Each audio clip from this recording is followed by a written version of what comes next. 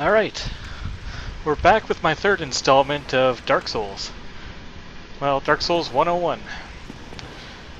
Today I'm going to be proceeding down into Blighttown to take on the boss that's down there and hopefully ring the second bell of awakening. Now, Blighttown, you want to have at least some kind of poison resist gear before you come down here. The starting thief set that you pick up, or have the option to pick up, in the lower undead parish has a decent amount of poison resist on it, so if you have a chance to put that on, do so. Or the starting pyromancer set also has a decent amount of poison resist. Now you might be able to see down there the large berserker type enemy. Those guys have really broad sweeping attacks that will knock your character back. And on these narrow plank walkways, it's very easy to get knocked off and fall to your death. The easiest way to deal with these guys is to wait for them to swing, circle in behind, and backstab. But if you're feeling brave, you can also try parrying them. They also, for some reason, have that little roar that they do occasionally instead of attacking. When they do that, just lay the beat down. Now, I make decent use of the bow throughout these playthroughs, just to pull single enemies from groups that I don't want to encounter more than one of. Here we go.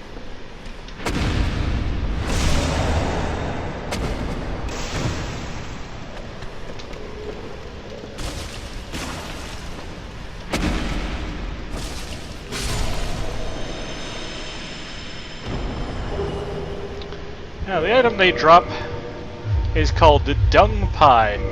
That's right, it's called Dung Pie. And it's one of the few items that a player can get that causes the toxic effect, or the much worse poison effect. It will chew through another player's HP really quickly. And it can only be cured two ways. With the sorcery called Remedy, and an item called Blooming or Flowering Purple Moss Clump. Oh, too early on. I went too early on my parry attempt there, and these guys do a lot of damage, as you can see.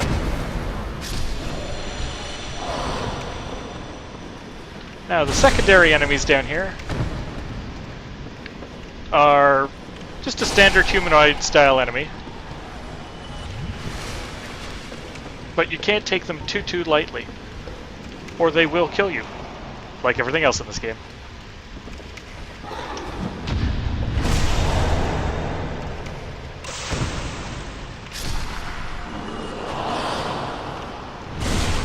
But thankfully, these ones are quite stupid, and you can usually just kill them outright. Now, the third type of enemy that's down here is a non-respawning type enemy. And what these guys are little pygmy type things with a blowgun, but they cause toxic. And if you do get toxic and you don't have the items to get rid of it, you have to hustle your way back to a bonfire.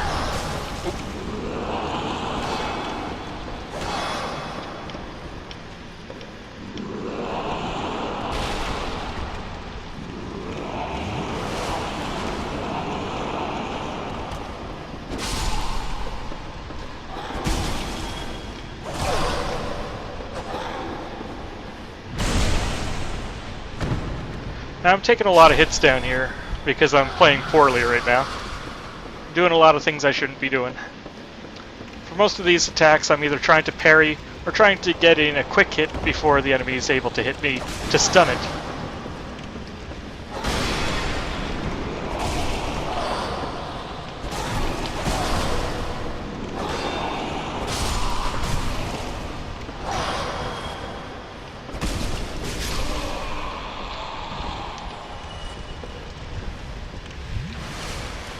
Blighttown is one of my least favorite spots, mainly because of all the short ledges, the gapping in the floors, everything.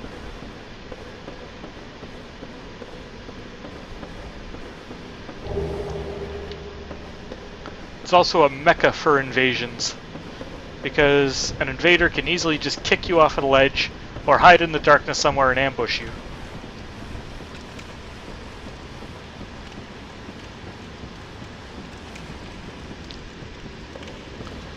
Now we're going to try for an item here, a weapon. That might be good for Dex Synth build, so what I'm currently aiming for. And it's that one right down there. You have to be very specific on this jump though. Oh, hello.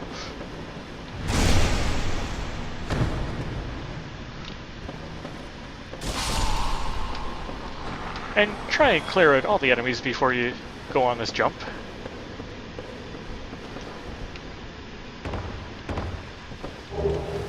But there's that one little plank that sticks out a little bit farther than the others. That's your guide. You want to take that one step on it before you try making the jump to hit this platform.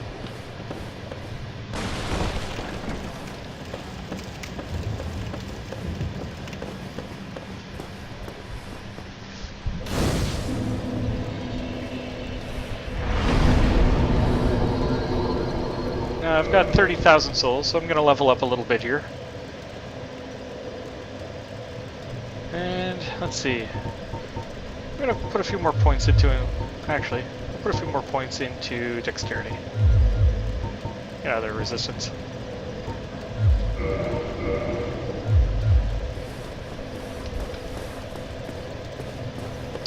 Resistance might seem like a good statistic, but it's not really. All it seems to do is up your poison resistance, and you can get enough of that just by wearing certain armor sets. As you can see, these enemy types have grapple attacks that you do not want to get caught by.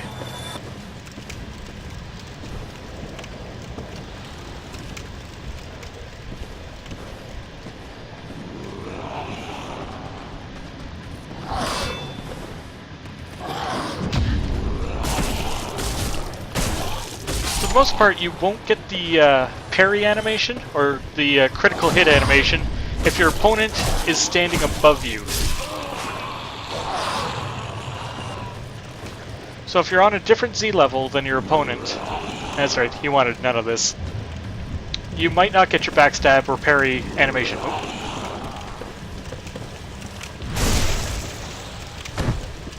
Goodbye.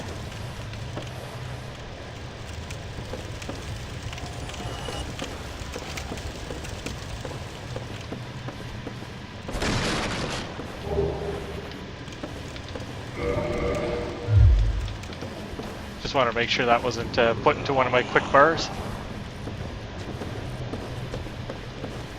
I like to keep my quick bars clean, just so I have only the most necessary items on there.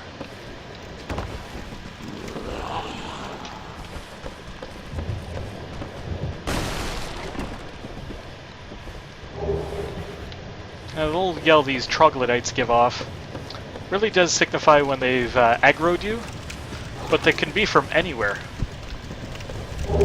Now here we have the Shadow Garb. This is a non-standard armor set that requires Twinkling Titanite to upgrade. It's very lightweight and has a good amount of poison resist. Not to mention it looks like the stuff from Ninja Gaiden.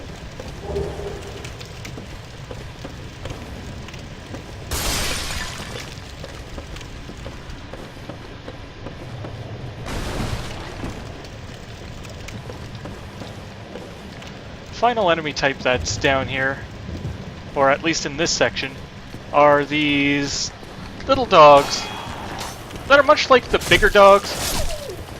Oh, you see that black teardrop that's filling up there? That is my toxic meter. You see those little white streaks? Those are the darts the little pygmies shoot at you. So I either want to block it with the shield, in which case I get very little toxic buildup, or I want to get behind some cover where it can't hit me.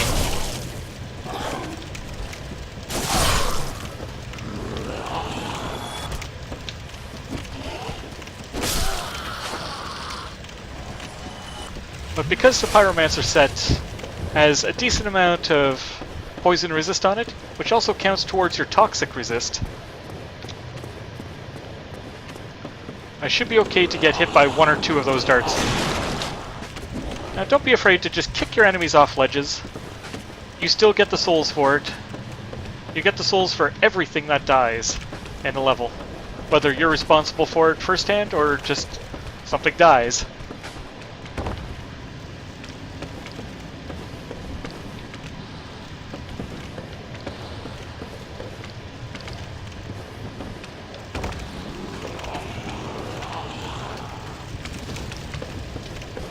Now you can definitely hear those guys aggroing on me. Oh. And if you ladder slide onto an enemy, you'll kind of push them out of the way. Oh. There, I got hit by another one of those darts from these little pygmies here. I'll just kick him off the ledge.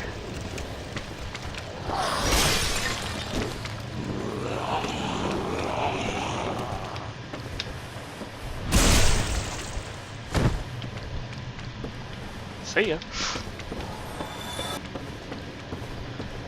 Now the first great shield you might see in the game is this one here, the Eagle Shield. It's the lightest of the great shields and offers a good amount of stability, so you don't lose a lot of stamina when you use it. Now, I'm hearing footsteps, so I can't show you this right now. One moment while I kick another guy off Sparta style. But for its 6 weight, it has 70 stability. However, it is the only great shield that does not have 100% physical resist. Its lightning resistance of 75, however, is amazing for when you're going to be facing any lightning-based enemies. There is no such thing as 100% elemental resist, so you can't get a shield that has 100% magic, fire, or lightning resist. So having high numbers in there is a rare shield, but it usually suffers in some regard compared to any other shield. Oh. One of those toxic guys, or toxic pygmies, has just fallen to his death finally. And when you kill these pygmies, they do give you some kind of purple moss. They either give you purple moss or flowering purple moss.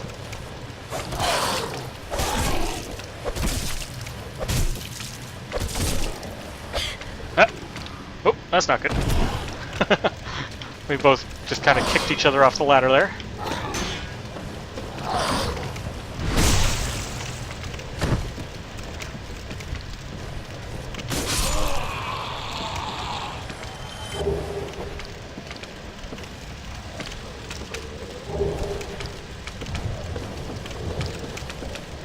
Now, a lot of players will come flying down that tunnel, but down in there there's a berserker and one of these normal troll type monsters or troglodytes. Or over there there's some kind of big hideous leech thing. I'm not sure exactly what that thing is. But if you climb up this ladder here, there's a toxic pygmy at the top of it, but taking him out you can find an easy way down into the rest of Blighttown.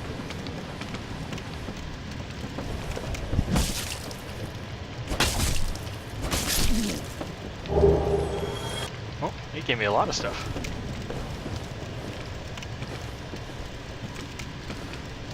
The real trick to this is to go slow. You don't know where there might be weak floorboards that break out from underneath you, or poorly coated little areas that will just hold your character in place when you're trying to run forward. Yes, those get to me a lot. Oh. Nope, nope. You're over the ledge. You're just gonna be one giant pain in the arse, aren't you? Alright, fine, I'll kill you the normal way. Come on up. There he is.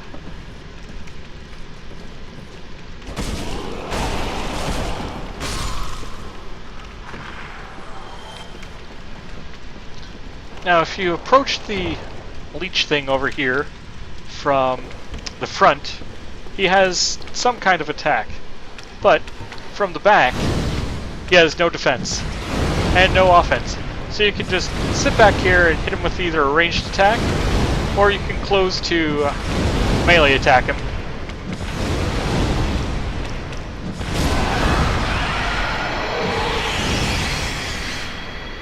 And he is also a non-respawning enemy. But he guards a very valuable pyromancy spell. If you're going to be making a pure melee character, it's important to have at least this magic equipped. The Power Within.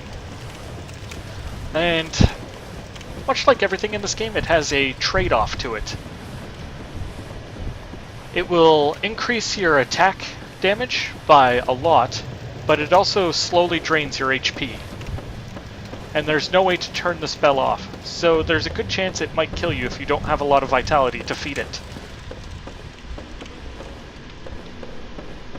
But the damage trade-off is well worth what you pay in HP.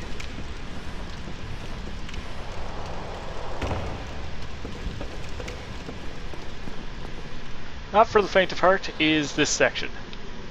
The quick way down into Blighttown involves jumping and falling and everything else. And you have to kind of aim where you're going to fall decently well, or you just kind of plummet to your doom.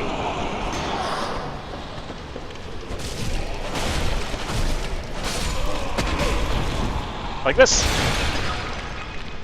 Oh, I'm still alive. Lucky.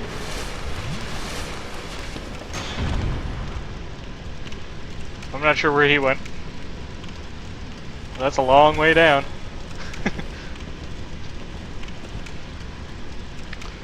Yeah, thanks, pal. Anyway, instead of traversing this white light and going the standard route, you want to just take a little step off to the side. And you can collect a weapon here, the whip.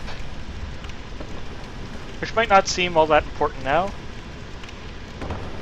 And truth be told, it's not the best of weapons. But it's not bad in your left hand, if you're planning on being a dual-wielding type of character.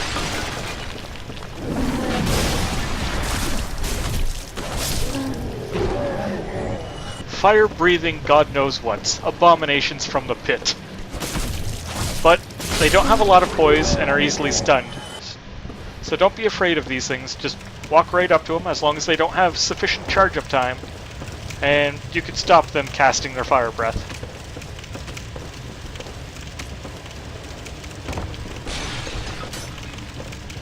Now, oh, toxic pick-me is already shooting at me.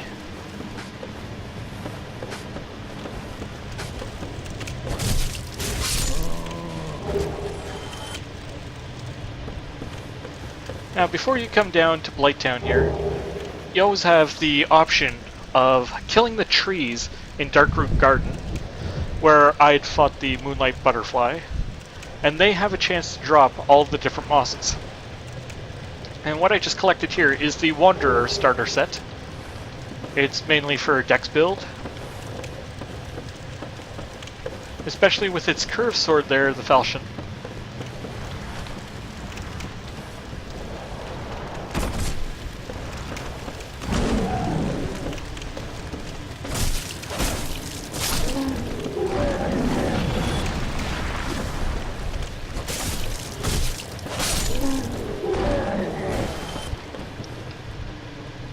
Now what I'm going to do here is I'm going to take off the Tearstone Ring and add the Evil Eye Ring. Since there's a lot of little enemies around here that you can easily kill, it's a decent way of keeping yourself healed while you're in the swamp.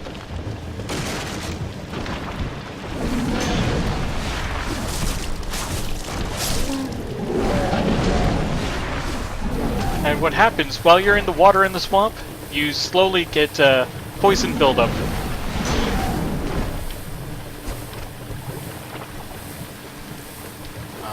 And I get invaded. Not good. Very much not good. I wanted this bonfire before I got invaded. But while you're being invaded, you cannot use a bonfire to reset the enemies. You can't really do anything to get yourself out of an invasion other than fight the invader.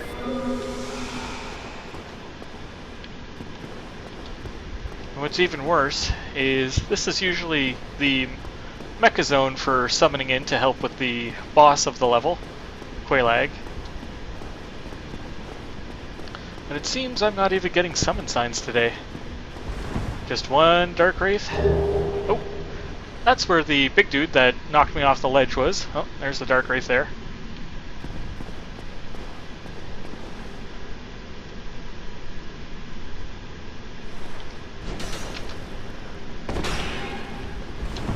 Oh, God bless you, lag.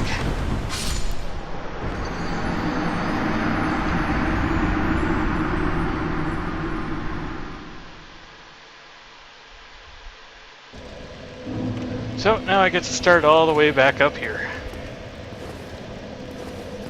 That was very inopportune invasion. Now, you might be thinking he had a sword kind of like Quelaag's Fury Sword. You saw the flames burst up over the top when he struck me. But that is the standard fire reinforcement, and perfectly gettable by this stage of the game. It's a little awkward or difficult to get to, but it is 100% doable.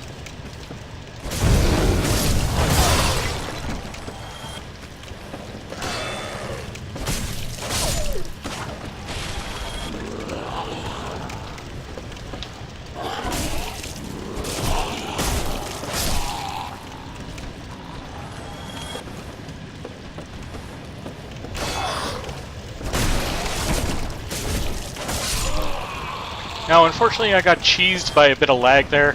Everybody probably saw me clearly rolling out of the way before that backstab hit. But, them's the breaks, right?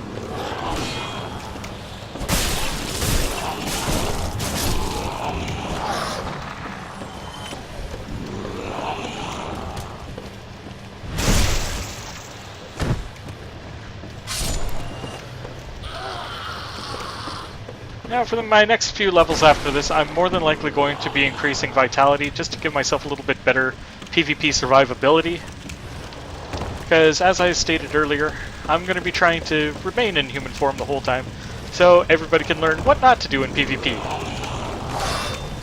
And basically it's everything I do. Oop. Now these guys with the carcasses for weapons,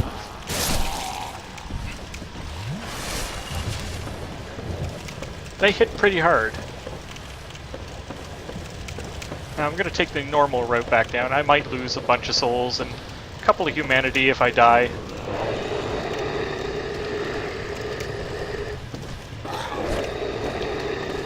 Now while he's roaring is a good time to engage this thing.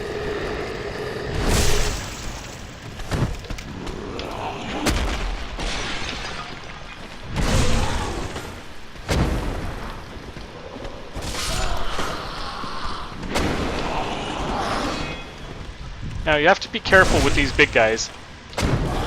Just because you're circling in behind him doesn't mean his club can't reach back there because it's so big.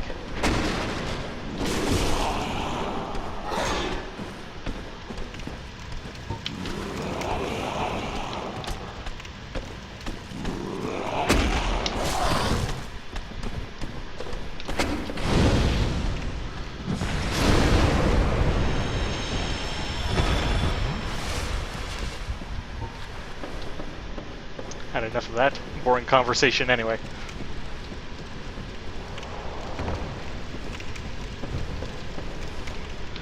And even though I've proceeded past this white mist, it will remain there until you actually walk through it, even though you don't have to.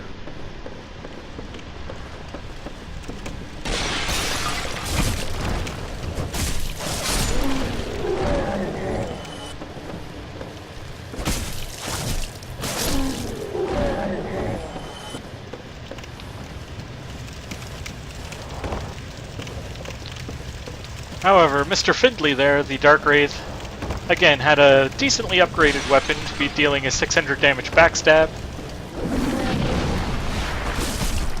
He's farmed for quite some time.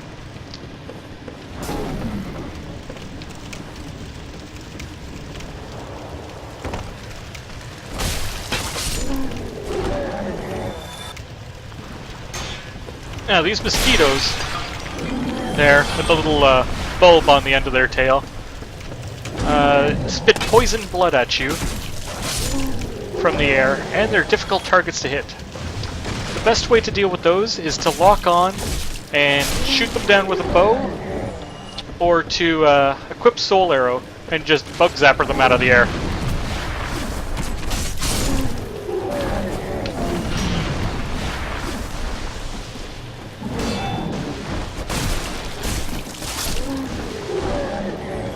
But the way the mosquitoes are in this area, since they're an easy one-hit enemy, if you equip the Evil Eye Ring, you can easily just keep yourself healed through the poison damage of the swamp.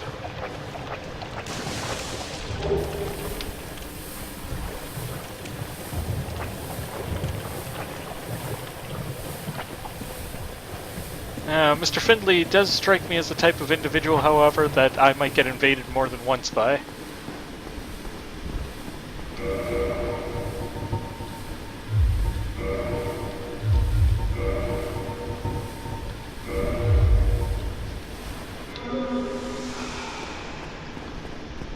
Now, you see the size of the bar for the poison buildup that I have there. And you think, well, that bar takes forever to drop down. Why would I want more poison resist if all it means is I'm taking poison damage longer?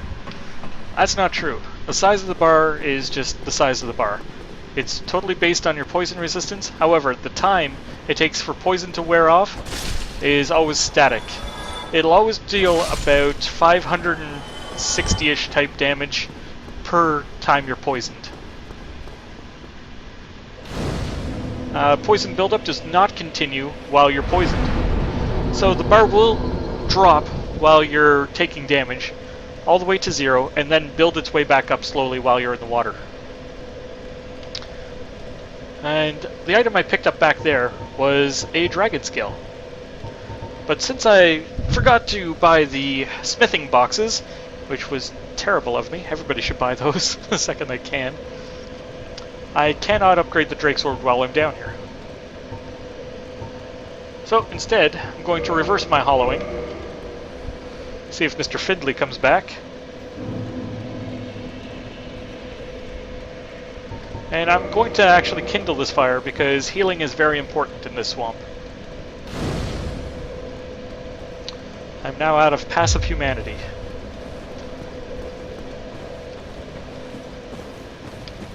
Oh, of course, now a white summon side pops up.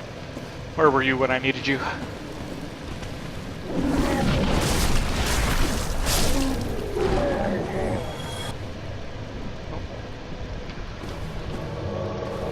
Now, this here is actually a scripted Dark Spirit. This is an NPC Dark Spirit that only pops out when you're alive. But it's very important to defeat Man-Eater Mildred. She's thankfully not all that bright.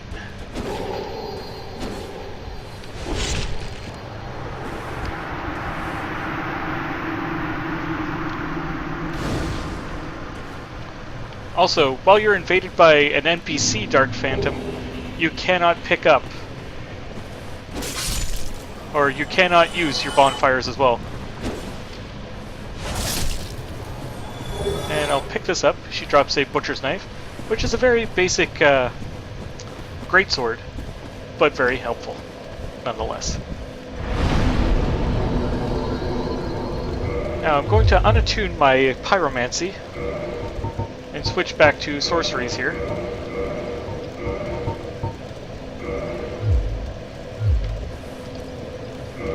And since I'm running out of arrows and there's no merchant down here, I'm going to unequip that. I'm going to put my pyromancy flame in my left hand and my sorcerer's catalyst in my right.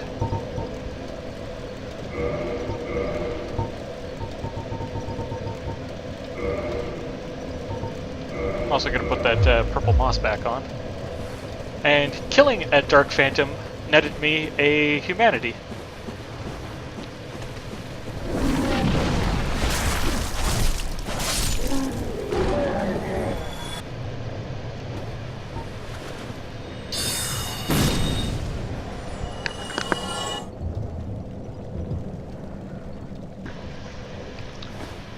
but having 30 casts of Soul Arrow makes short work of the mosquitoes.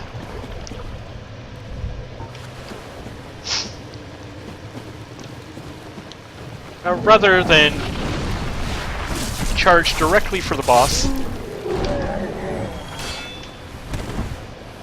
I'm going to explore this area a little bit.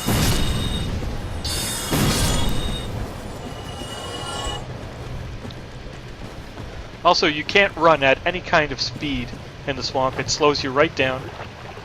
So you'll have to plan to either be taking damage continually down here, being poisoned, or carry a lot of purple moss. Now these enemies here, the leeches, they're true leeches, have only 2 attacks. It's their lunge and their spit. There's a lot of mosquitoes. We'll just avoid these guys for now. But you'll notice, actually I'll turn around here, and just one-shot these mosquitoes. Easy way to heal back up while you're in the swamp and taking damage from the poison, without having to waste your Estus flasks. The mosquitoes actually respawn as well. They're not an infinite supply, but there's an awful lot of them.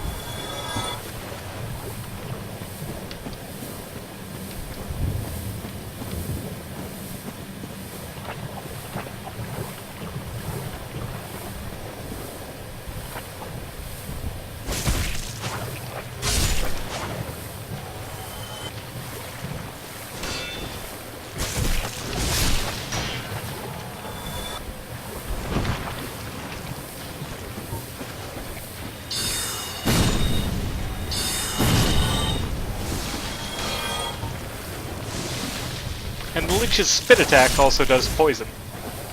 Surprise, surprise, right? Everything down here poisons. Another thing about these leeches are they are the best source of green Titanite shards in the game. If you get lucky and they drop the green Titanite shards, they drop 5 at a time. So just getting 2 drops out of them will be enough to advance a weapon from a +5 weapon, which is required for any magic weapon upgrade, to a +5 magic weapon, flame weapon, or divine weapon. They also have a better chance, however, to drop large Titanite shards, which is required to ascend a weapon from level 5 to level 6, and upgrade up to level 10. But weapons aren't the only thing you can upgrade. You can also upgrade your armor. And its defensive stats increase 10% per upgrade. And you need far less shards and chunks to upgrade your gear. Or your armor or clothing or whatever you happen to be wearing.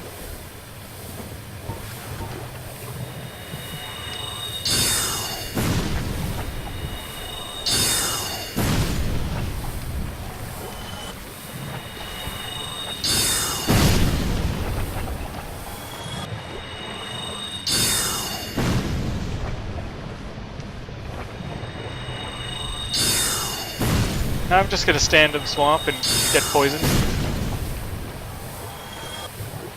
because it's almost inevitable.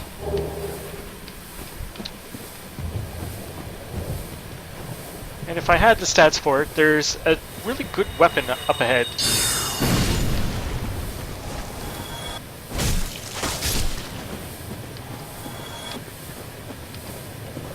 Guarded by these 3 leeches up here.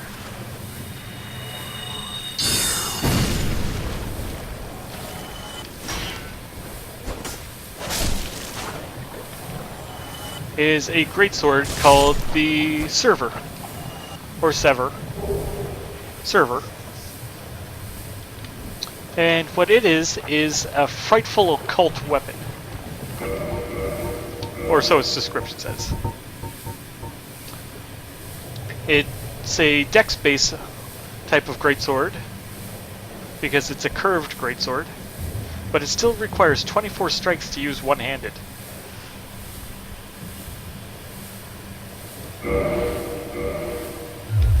But the true marvel of this weapon is it restores a little bit of HP every time you hit a target with it. So if you're going to be in a prolonged engagement, or even down here in the swamp where you're slashing away at things, you can have the Evil Eye Ring and this equipped to help keep yourself healed up, so that you don't die to the poison of the swamp.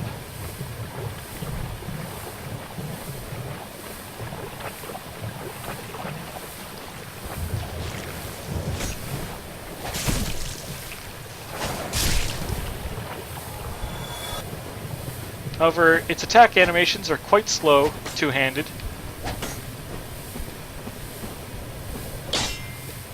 Because, well, it is a greatsword. And all the greatswords in the game are slow.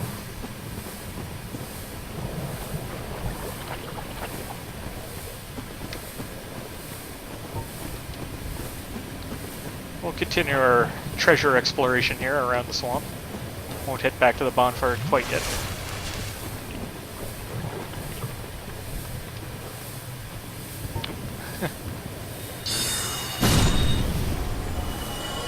Now, if you have a crossbow or a normal bow, just locking on and firing at the mosquitoes works just as well as Soul Arrow. But that's what I have, so that's what I'm going to use.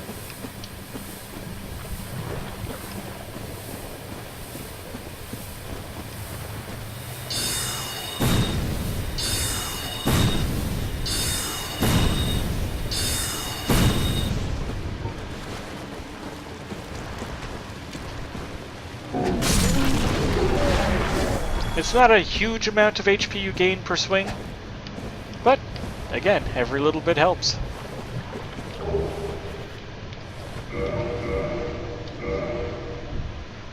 And as for the weapon I picked up above, it's the Itao here. It's a wonderful Japanese-style katana. And the way the katanas work in this game is they don't have the best for physical attack, but they have great scaling for dex, and they also cause bleed if you strike a target multiple times. You can see the Ox effect down at the bottom there, and the scaling across Ox is, you can tell from the symbols, the red blotch is bleed, the purple drop is poison, and the other two, the white circle is holy damage, and the black circle is occult damage. And those are status effect type of damages that don't have any sort of real build-up to them. It's just you'll gain bonus damage. And I do not have the stats to be using the Itao right now.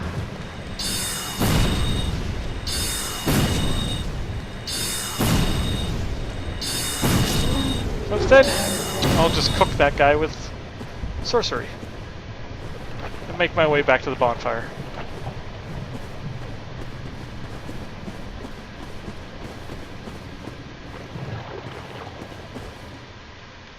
Oh, yeah, there's Fine Dandy. Welcome back, my friend. How did I know? And I don't even have a proper weapon equipped. This is gonna get bad.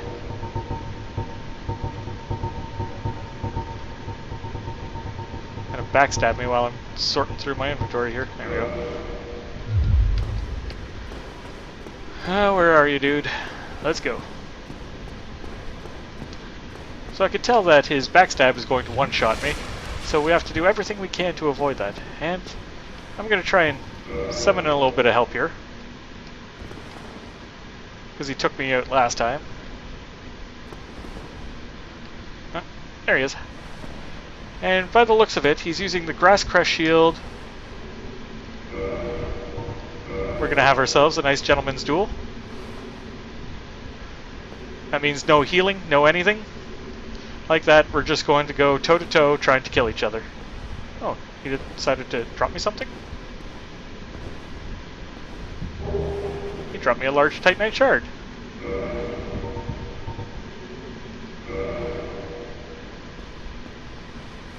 And then he waved. Okay, he's not such a bad guy.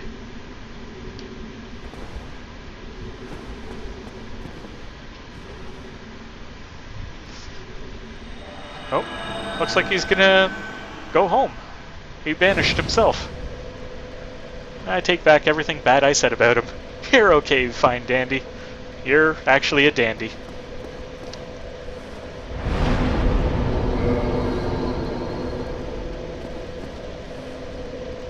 Alright, now that I have my full complement of spells, the Drake Sword, and I've revived all the enemies in the world, I'm going to make my way to the area boss.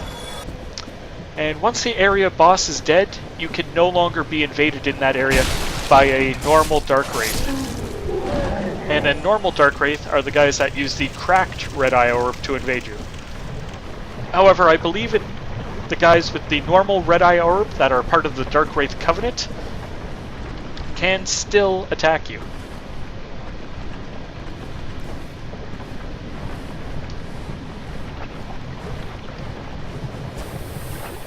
I'll just get poisoned over with, grab this large Titanite shard and move on.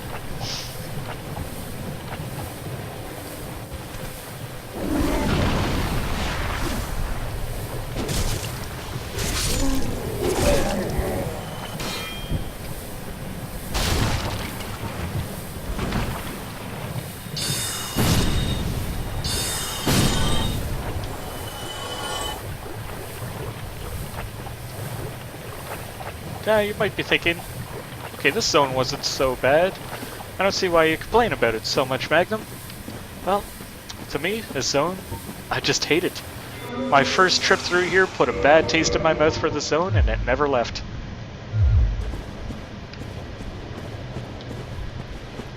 Now, I'm going to be doing a little experiment here, something I've never tried before, and it's going to be using the Drake Sword against Quelaag, but I'm also going to be using Power Within to see if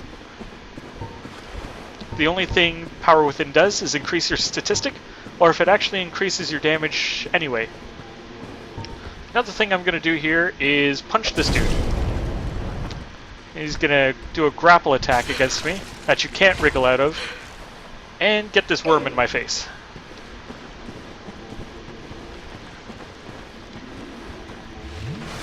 Now that doesn't seem like a big deal right there, but it does make a difference for something I'm going to be trying to do. Also, if you defeated Man-Eater Mildred out in the swamp, you can summon her here to help you against Quelaag.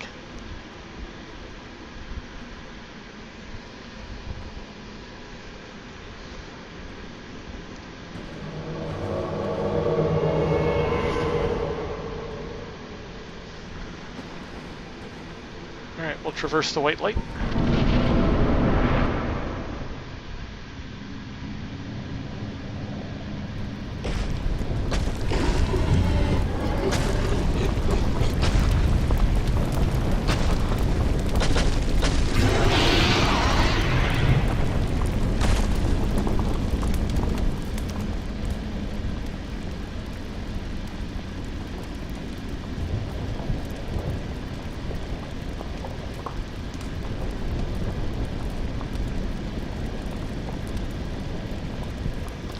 The worst part about it is she smiles.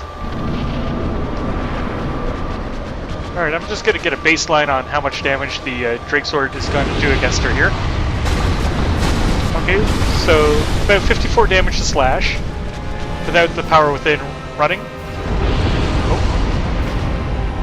That is an AoE explosion around Quelaag. It will kill you if you do not block it.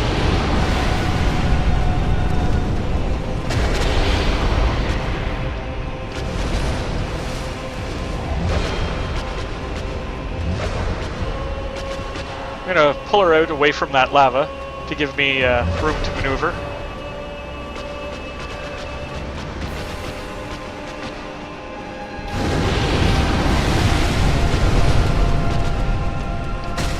Oh yeah, 57 damage to slash with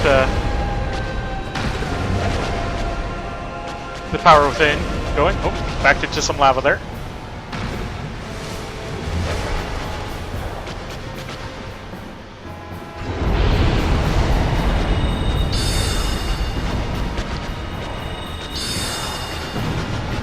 Now, if you're a good shot with the bow, and you're pretty quick at aiming it, if you manage to tag Quelaag's human portion with an arrow, or any form of attack, it stuns her, regardless of the damage you do with it.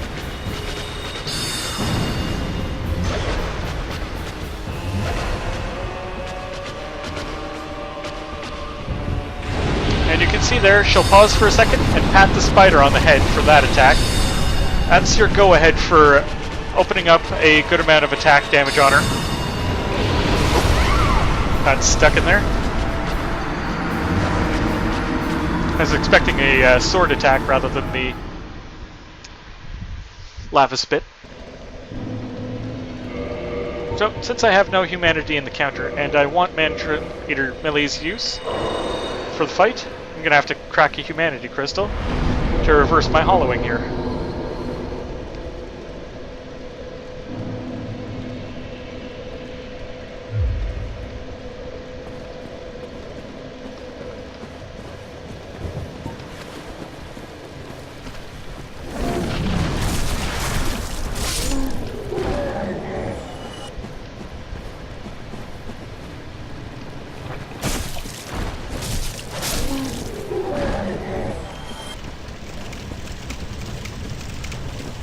And luckily, with that second bonfire lit, it's a nice, easy walk back to Quelaag. There's a swamp that's going to poison you, regardless of what you do. You can try and get in unpoisoned, but there's 3 of those berserker-type enemies over there that hold boulders over their heads, and they will throw them at you. And they do a lot of damage. They can also choose to charge you with the boulders and just hit you with them. Or they'll drop the boulder in front of them and try and roll it over you. Overall, for a little bit of poison damage, it's not worth trying to take those 3 guys on.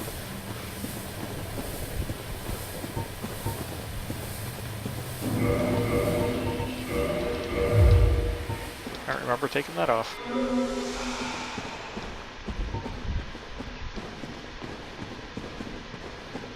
Now, you'll see a lot of messages asking for humanity, or need humanity. And how that works is, if you have the orange soapstone, and you use it, you can rate messages. And if you rate a message with a plus, the person that put that message down will receive a humanity.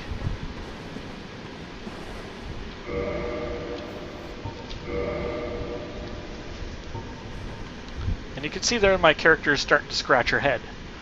That's a parasitic larva growing in my head.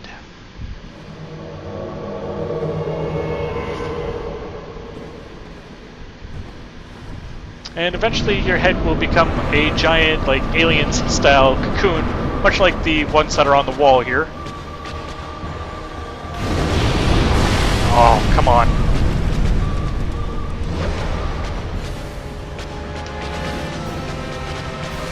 First thing I'm gonna do, is get stunned from momentarily while that happens. Is unlock from Quelaag, avoid her, and collect my souls. And avoid that AoE explosion. That does so much damage if you don't have your shield up. It will literally one-shot most characters. There's the pat, and the lava spew.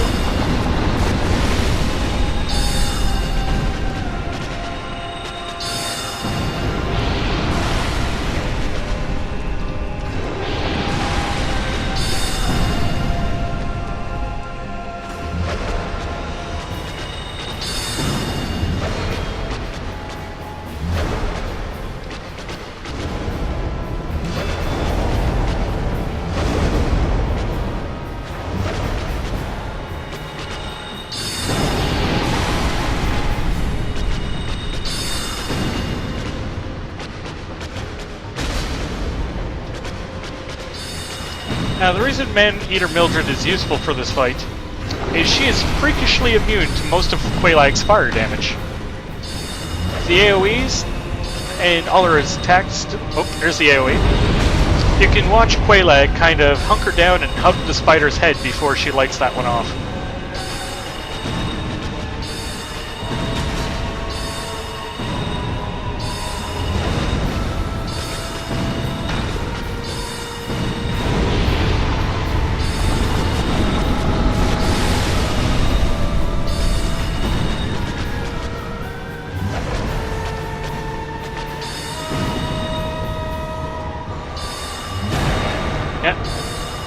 See when I tagged Quelaag there with the soul arrow? She was stunned.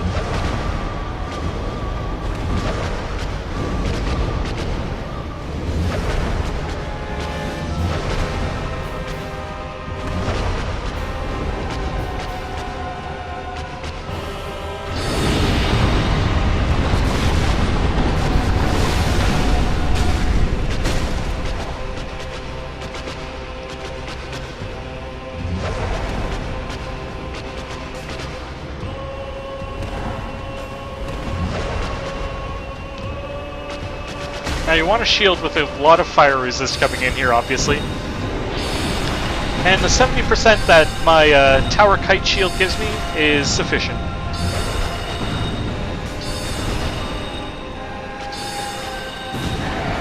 Oh, there we go. Stunned her again.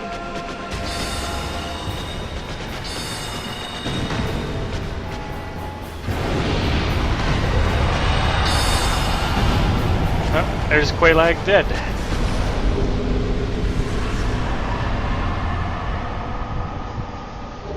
And you can see here that we acquire the soul of Quelaag. This item is required to craft one of two items because it consumes the soul. It's either the Chaos Blade, which is forged from a +10 katana in Anne Orlando. And the Chaos Blade is a really good katana, but it sucks up a little bit of your health every time you slash with it. Or Quelaag's Fury Sword that we saw earlier in my first Dark Wraith encounter. Also a good weapon, but it's upgraded off just a +10 regular curved sword like the falchion I picked up on the Wanderer set.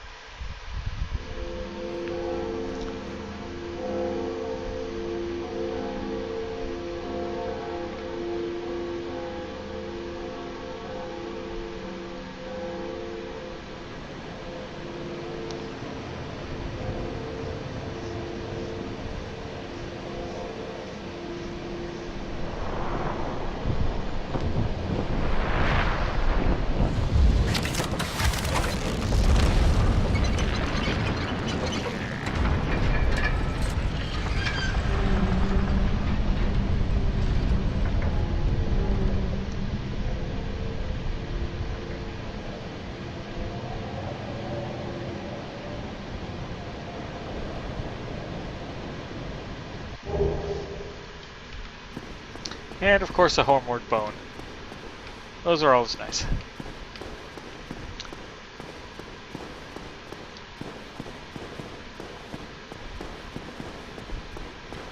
Now if you're a completionist like me, you need to get the eggs attached to your head. Thank you, helpful message. I knew this was here, but it's always nice to see other people doing things. And for that, I will give that person a humanity. Oh dear, what have we here? Are you a new servant? Again, 99% of the answers in the game, yes. No matter. Go along and have audience with our fair lady. I pray that you will mind your manners. Now again, the reason I got these eggs in my head is solely for this little wretch of a man here. His name is Enji. And without the eggs attached to your head... Why not try this? I've no use for it any longer. Well, Enji will give you this to get rid of the eggs in your head. Oh, hello. What is it that you need? But you can talk to him. Incidentally, do you have an interest in pyromancy? If you have, I shall share my flame with you. We already have a flame, but this is important. You have served our fair lady well. Ah, let this strength be yours. And Enji, being a pyromancer, can also upgrade our flame, which I will do.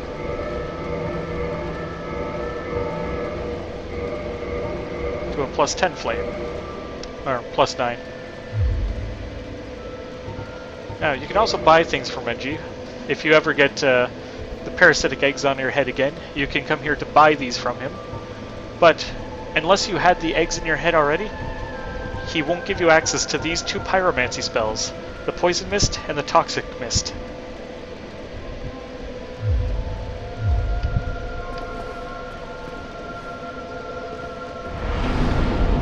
I'll rest at that bonfire.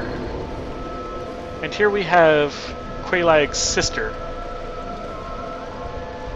She's much more gentle than her older sister was, but she is also a fire keeper that will enforce your Estus Flask, as well as a Covenant Keeper.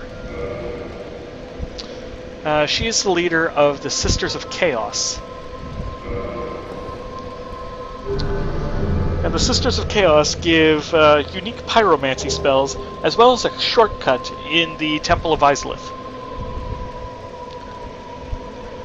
Just joining the Covenant gives you access to the Great Chaos Fireball spell.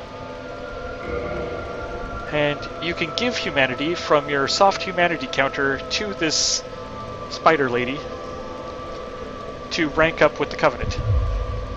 Once you hit rank 2, you're allowed access to the shortcut in Izalith, and at rank 3, which is 30 humanity in total, it's 10 humanity per rank. Once you hit rank 3, she will give you another pyromancy spell called the Chaos Tempest.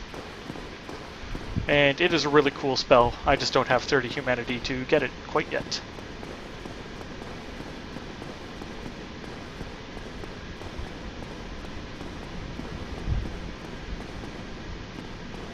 Now, while sorcery is cool in this game, I have a soft spot in my heart for Fire Mage. So I'm gonna go more towards the Pyromancer, and the int that I've been stacking up will mostly be used for my weapon, for the magic adjustment on my weapon, as well as any utility spells I might need throughout the game that sorcery has over pyromancy.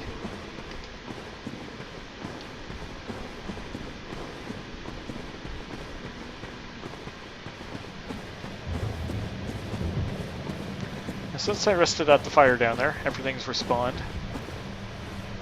And I'm going to use this to get my head back.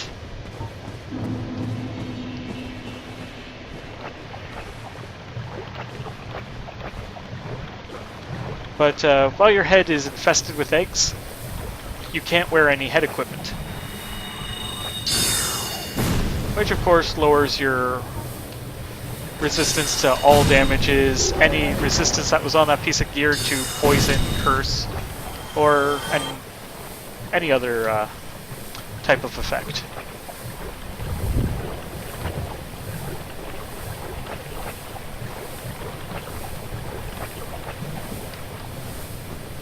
And this character isn't here until you either join the Chaos Sister Covenant or have a sufficiently powerful Pyromancer Flame. A mere undead, yet you can see me. Fascinating. I am Quaelana of Izalith. I am not often revealed to walkers of flesh. You have a gift. Are you too one who seeks my pyromancy, like Solomon? Yes, of course. It should be expected. Very well. You shall be my pupil, but to pursue my pyromancy, you must give something up. Are you prepared to do this? She is the advanced pyromancy trainer in the game. She is the only one that can ascend a pyromancy flame when you get it to level 15 to the advanced pyromancy flame for further powering up of the pyromancies. She also sells spells that Lawrence doesn't have, such as Great Fireball, Firestorm, all these great spells here.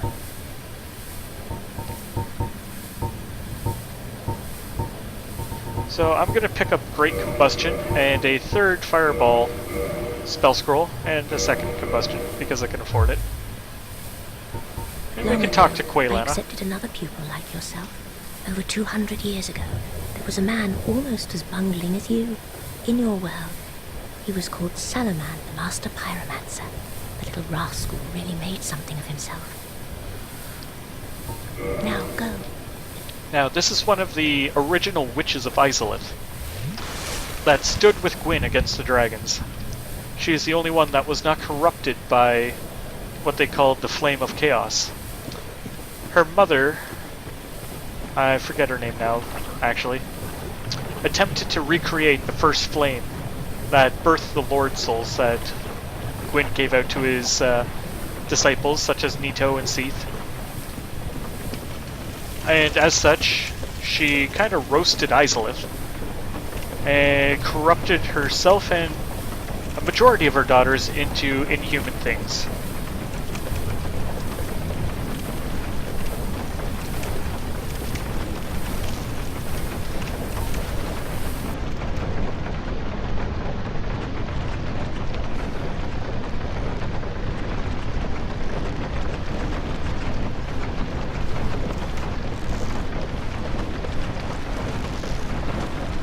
I gotta see what this says.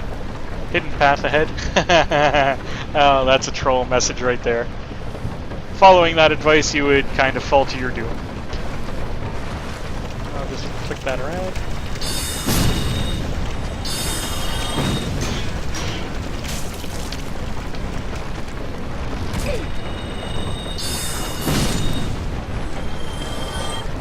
Now, poison isn't always a 100% guarantee. It's always a chance that you're not going to get stunned. The more you have of it, the more of a chance. But I don't think it ever gets up to 100%. Now, rather than go this way right away, we want to climb the second ladder.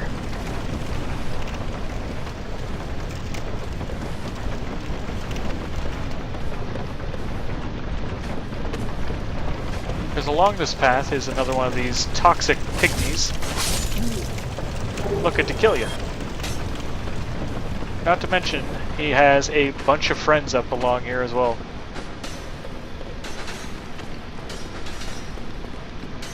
So you'll want to keep your shield up, you want to keep moving,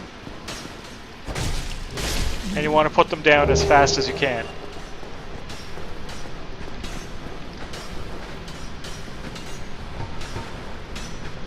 Now, as I start to cast a spell, I could step out while it's charging up. You're not limited to standing one place while you're casting a spell. While it's charging, you can be mobile.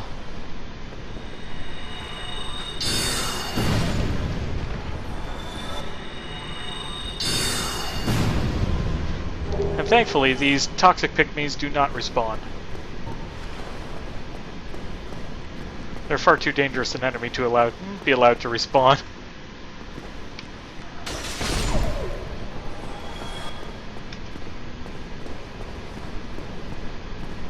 Oh, I came down here because down this little corridor, if we came in the back way, I would have had this already for when we met the Sisters of Chaos Covenant leader, and we could have reinforced the Firekeeper Flask again for better healing.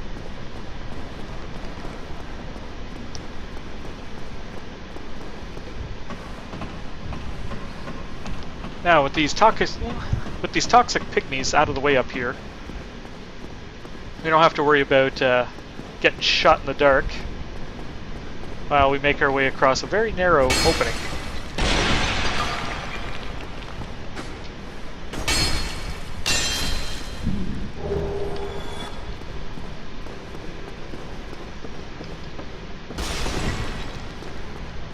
Now, this is the first time I've played the Prepare to Die edition, so the DLC content is going to be all new to me. I even skipped out on watching other commentators' playthroughs just so I'll go in without any knowledge whatsoever of what's going on. So when we do get to that point of the game, I'm going to be just as surprised as all you guys if you've never played the game before. I hear Artarius is kind of a bitch.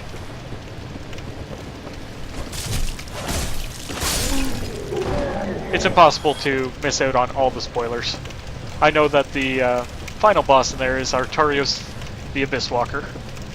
I'm kind of looking forward to fighting him. I am not where I wanted to be. I wanted to go down. This is what I get for talking and trying to play a game. Just complete lack of concentration. Now these things kind of poke their face through the floorboards. So just chop them down so they don't bother you later.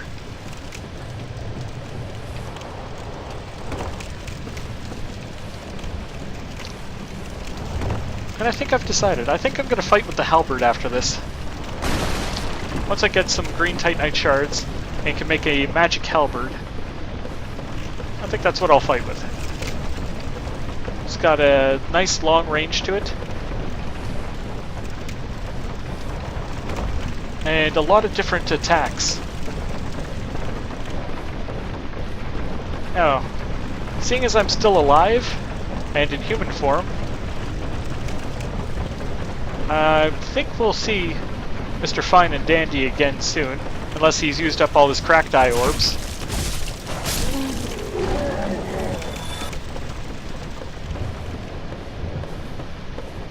Now, here we have a very interesting set of armor. The Crimson Robe and the Crimson Set. It also comes with a second type of catalyst for sorcerers. And over in this chest, you get a spell called Remedy. And what Remedy does is exactly as it sounds. It gets rid of all your abnormal status effects, such as toxic or poison. It's a handy spell to have.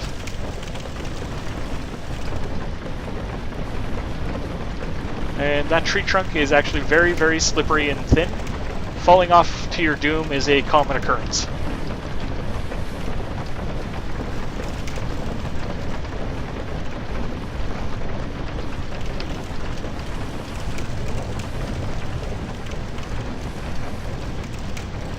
But yeah, let's check out the Crimson Set.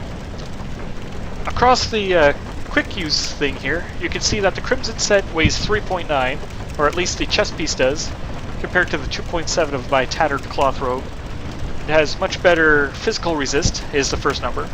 The second number is magic resist, which it is better in. The third number is fire resist, and the final number is lightning resist. The weird little yellowish icon indicates durability, and the final one is weight, with the, I guess it's a black rock.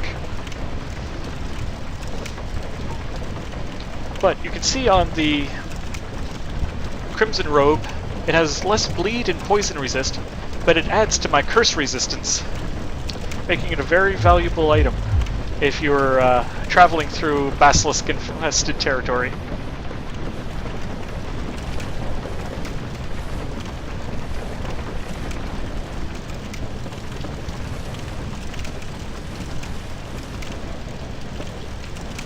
Now we'll just make our way out of Blighttown here, out to the back door.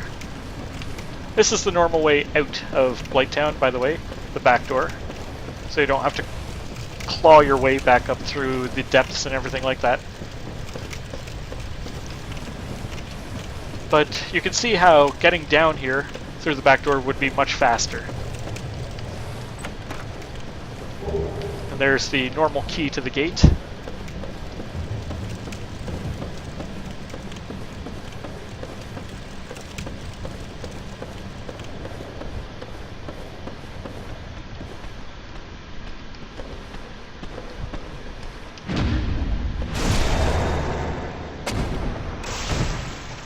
And upon my return to the Undead Parish, I'm going to buy the weapon and armor smithing box so I can start smithing my weapons at bonfires, like I should have done oh so long ago.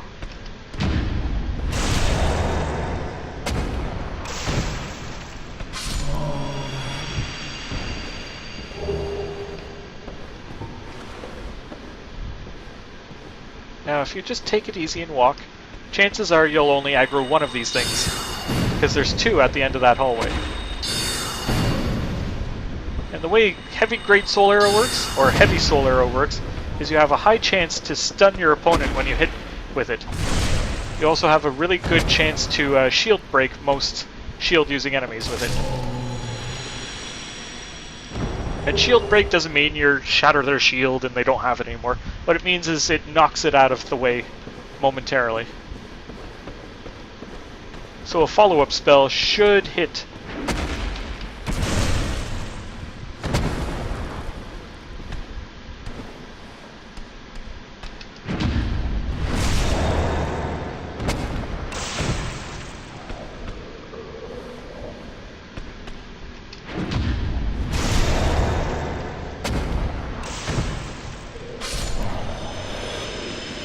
Now you don't have to hit your riposets, or riposts, or however that's pronounced, right away.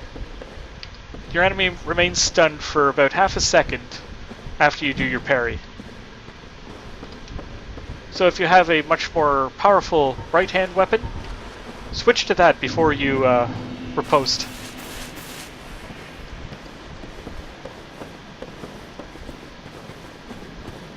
And here's the back door out of Blighttown. Just like that. Easy peasy.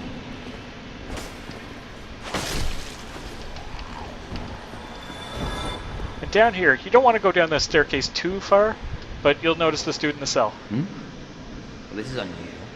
You haven't lost your head. And more importantly, you're free. How on earth? Well, I shouldn't pry. I'm Ricky of Vinheim. I was once an established smith. Look at me now. Can you believe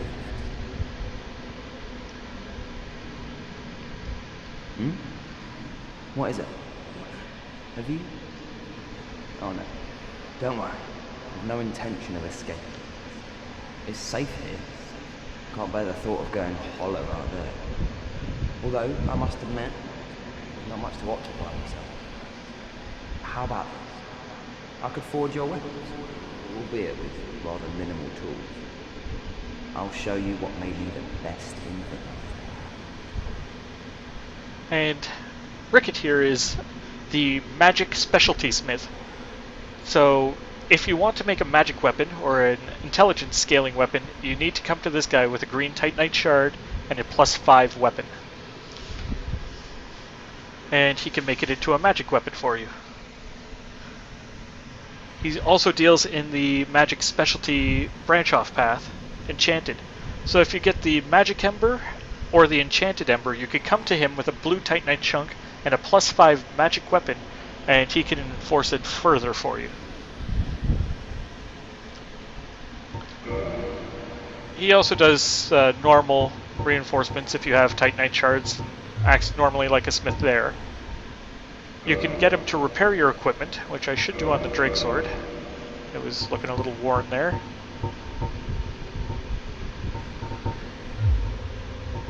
And he also sells the 2 basic spells, since he's a magic smith. So if you don't want to wait to rescue Griggs to make a mage character right away, if you didn't pick Sorcerer as your start, he sells the 2 spells and a catalyst. Goodbye then. Keep your head on her. You really helped break my monotony.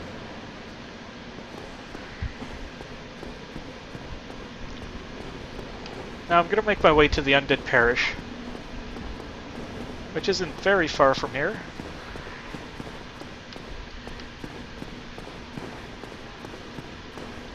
Now that is a bottomless pit. If you don't call the elevator, you'll just kind of fall to your death there. I'm going to switch off the Evil Eye ring for the Blue Tearstone ring again. Oh. And I'm going to put my Pyromancer hood back on, just for my increased poison and other stats for defense.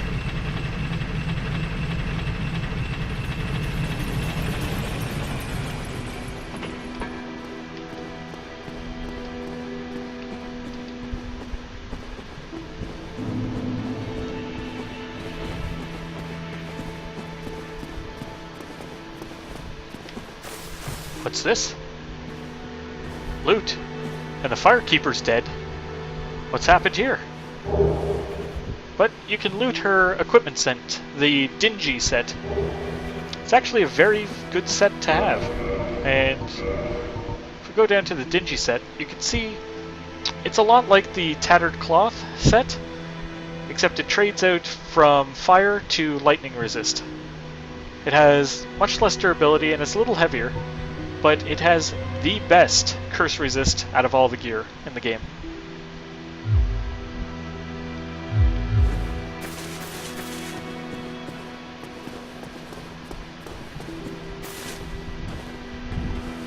Did you ring the second bell? That is incredible, I must say. But now we have a new problem. It's noisy, it snores, and its breath is lethal. This is no laughing matter, I tell you.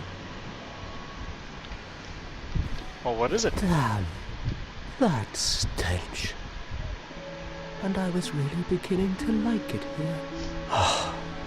Maybe it's time I do something about it.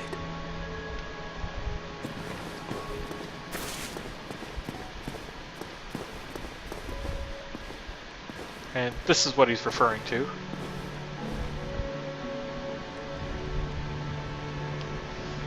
Don't worry, it's not actually an enemy. You'll never actually have to face an enemy in Firelink that you don't make yourself. But we're going to forego talking to him so I can unlock a secret covenant. Oh, hello there. You've been a stranger these days. Why? What spectacular pyromancy? Tell me about it. I have never seen anything like it. He's referring to the Great Chaos Fireball. If you tell him about it, Lucian goes out hunting for it and goes hollow down in the Great Swamp. But since I want to be able to upgrade my pyromancy flame here in Firelink, I'm not going to tell him about it. I suppose I was mistaken. In any case, I definitely trust you. Apologies, my friend. Forget that I said anything. Now the two buff spells that Lucian has here, Iron Flesh, it basically weights your character down to its maximum equipment load, so all you could do is walk, and you can't really roll at all, or actually you can't roll at all, but it gives you such great physical resist and all the other resistances that it's worth having if you know you can't get out of the way of attacks. His other buff spell, Flash Sweat, increases your fire resist by a lot.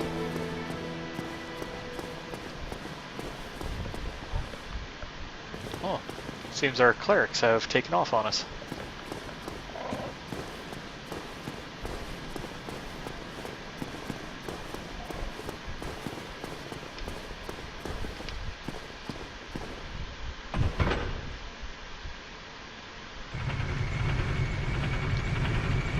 Now, again, Parish up here is a mecca for invasions and everything else. So there's a high chance that I'll get invaded while I'm walking through here.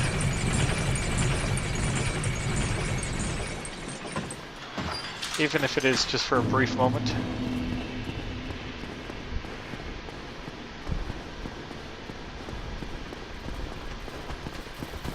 Alright.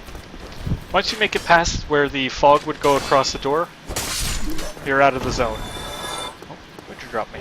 A longsword. Thank you. And once you're into the blacksmith's temple type area here, you cannot be invaded. This is an Elysium.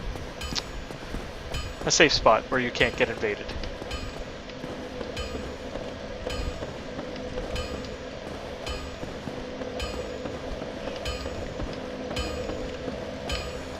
I'm gonna rest out this fire just to set the spawn point.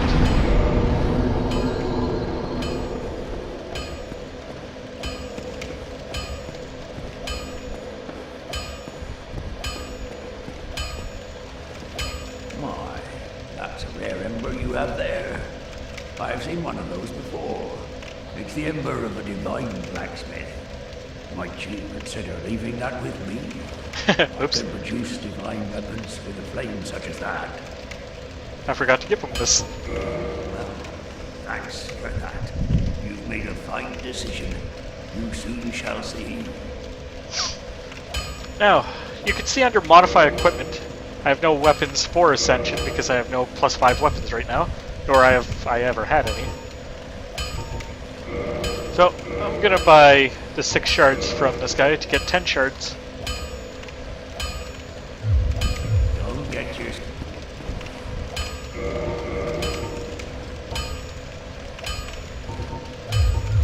Gonna clear up my bar there.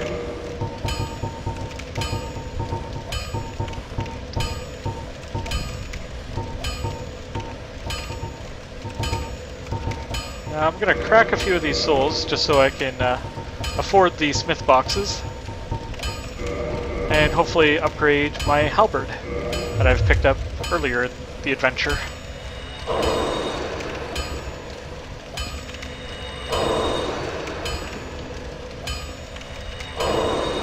Actually, that should be enough to afford them. Well, I don't using me.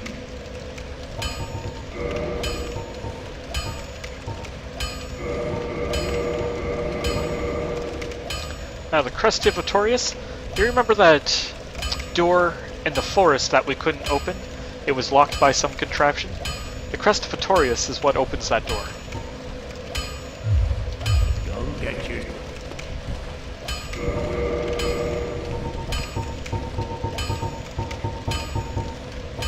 Now you can see the halberd weighs the same as the Drake Sword, but on base it's only a DD scaling weapon, which means it's almost worth making into a magic weapon, as it has no scaling, or at least no very good scaling stat to kill on it when you change its element type.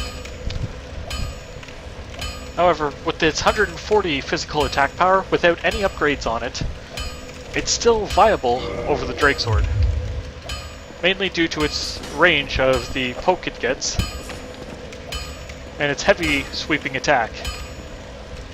If I were to two-hand it, you still get a poke attack, but it does much more damage, and the double sweeping attack on its heavy for the whirlwind can save your life against a dark wraith if they're trying to dead angle you.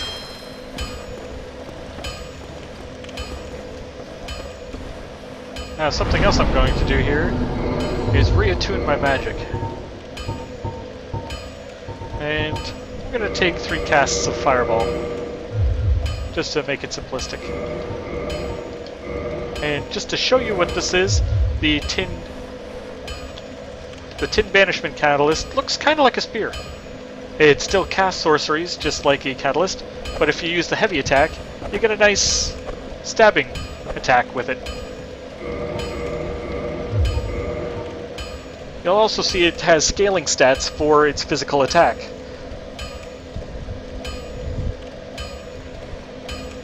However, unlike the normal Sorcerer's Catalyst, you need 10 strength and 10 dexterity to wield it.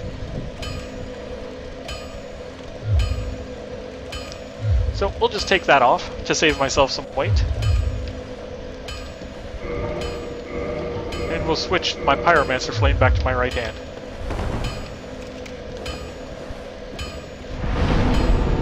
And after buying the smith boxes and repair box, you can see I have more options here at the bonfire.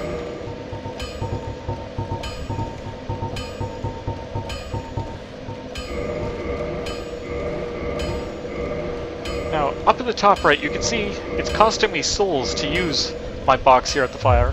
So I'm going to have to crack another one of these soul crystals in order to get the souls I need. But not a very big one.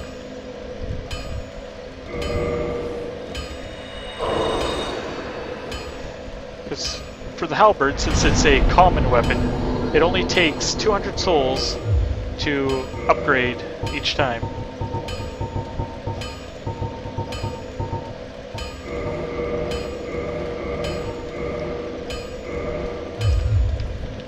Now that we have a +5 halberd, you can see that it's 213 damage is better than the Drake Sword. And that's on a scaling stat I currently don't have. Now if I come back down here and talk to our friend here, if I hit modify equipment, you can see that I can ascend the halberd because it disappeared from my list at the bonfire because I could no longer work on it myself to a +6 for a Titanite shard. I don't want to do that because I want to make it a magic halberd, and that would just be a waste of resources. For a large Titanite shard, I can also make it a raw halberd.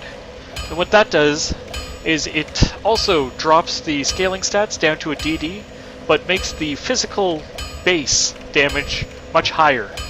So if you're planning on using a weapon that Doesn't exactly scale well with the stats you have, but it's a good weapon and you'd like using it and all the other things like that. It works well for you. You can make it a raw weapon to increase its base stat rather than its scaling stat. And since I handed him the Divine Ember, we can make a Divine Halberd. And you can see how it drops the scaling stats down to EE, but on the final scaling stat it becomes a C for Faith. You can also see down in the auxiliary effects, it gains 110 holy damage, which means it's going to be doing bonus damage against demons and undead. Also, under its attack profile, you can see how its base attack drops significantly, but it gains magic damage in its place. Well, we see. And if I were a Faith character, that's something I'd want to do. But again, I would require green Titanite shards to do. And if it really comes down to it, I will do that off camera, just to get a weapon I can use.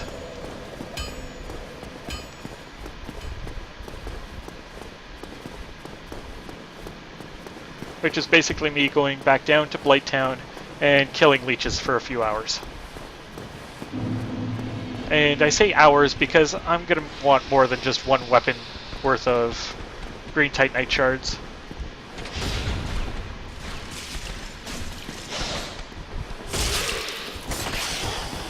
Yeah, these big snake creatures pack a wallop. They carry great swords and are pretty good with those shields of theirs.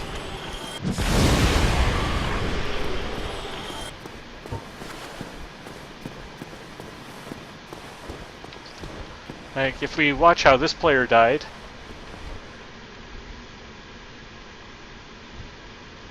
I guess not then. Continuing right along. They have hard outer scales, these snake guys. So they're pretty resilient to physical damage. Unless you get a backstab in or a parry strike. Sens Fortress is full of traps, so you have to watch where you're going and watch what you're doing. Pay close attention to your surroundings.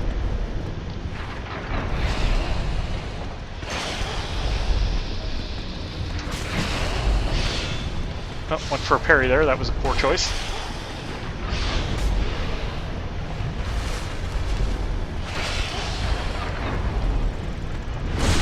Again, 100% immune to the world while in a black stab animation. That includes gravity. Oh.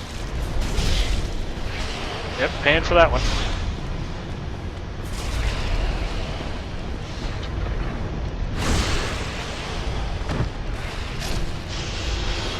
Now you can see the balls of lightning flying up from down below.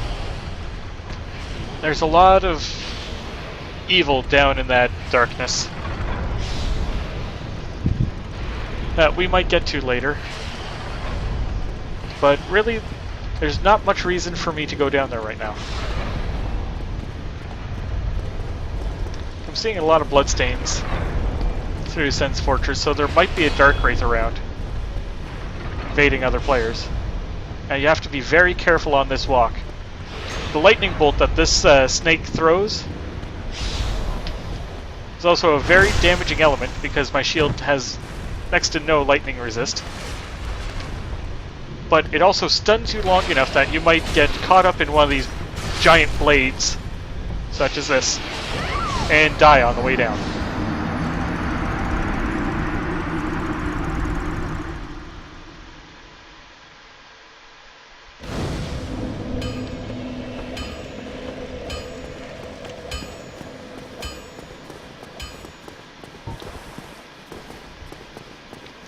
So the reason I want a magic element weapon is it bypasses these hard scales on serpents and stone monsters and everything that's just a pain in a plate suit.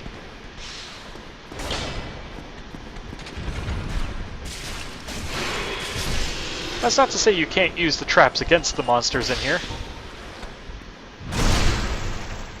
Or that backstabbing and other sort of things don't work.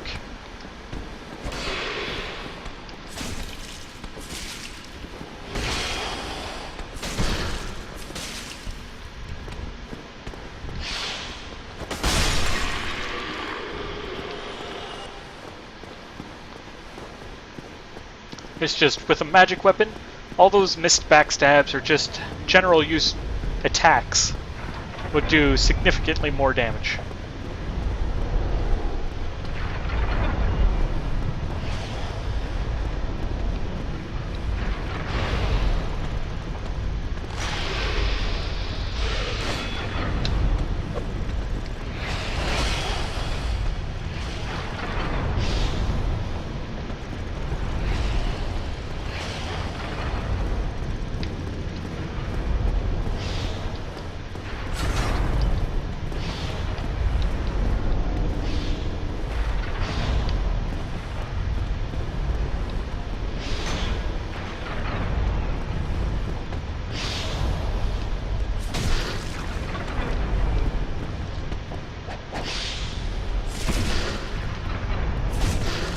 Now, since the halberd's big and heavy, you can usually bully some enemies around with it, shove them around.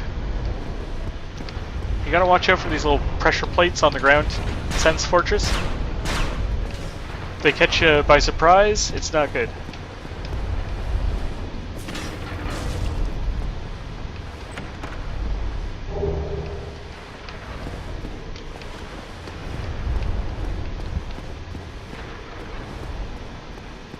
And we'll let leaping snakes lie.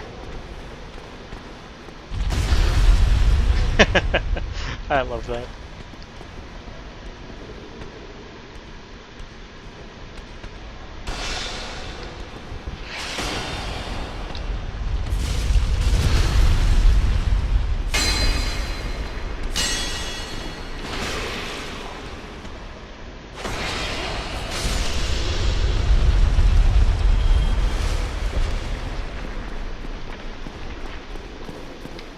Now, in order to continue Sigfried, Sigmar, something like that, I forget his name now, the Onion Knight's questline, you have to talk to him here. Oh ho! Ah, where did you come from? Splendid news, I tell you.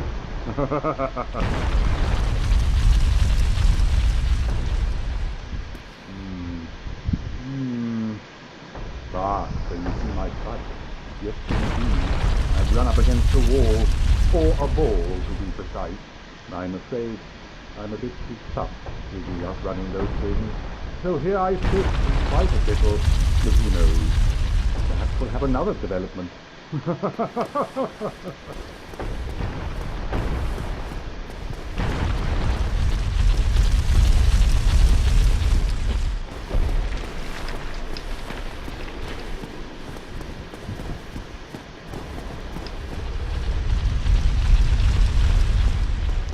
So yeah, we gotta continue to dodge the large stone rocks that they kind of throw at you through here.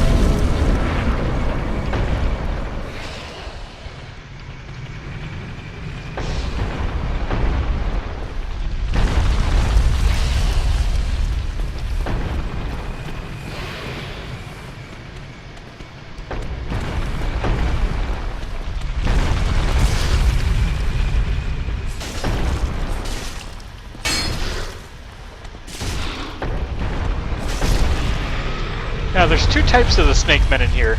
There's the four-armed cobras that count as the casters. They're a little bit weaker, I find, but the weapon they carry, the flamberge, is a curved greatsword, so it can stack up bleed on you if you let it. They also have a grapple attack, which they will only hit once with, but it does a significant portion of your HP bar.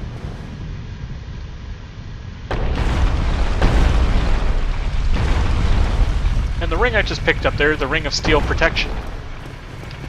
It's a very useful ring for casters that don't want to wear armor. It increases your physical defense stat.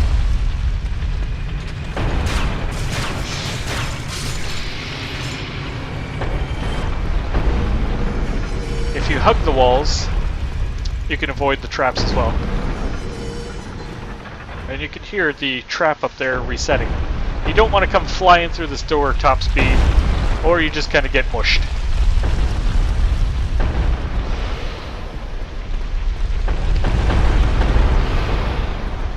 Now, there seems to be some kind of collection hole here.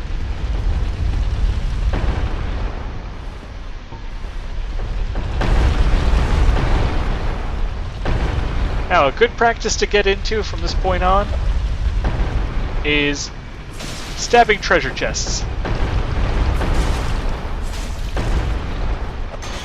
Because, unfortunately, Dark Souls is the type of game that not even treasure is safe.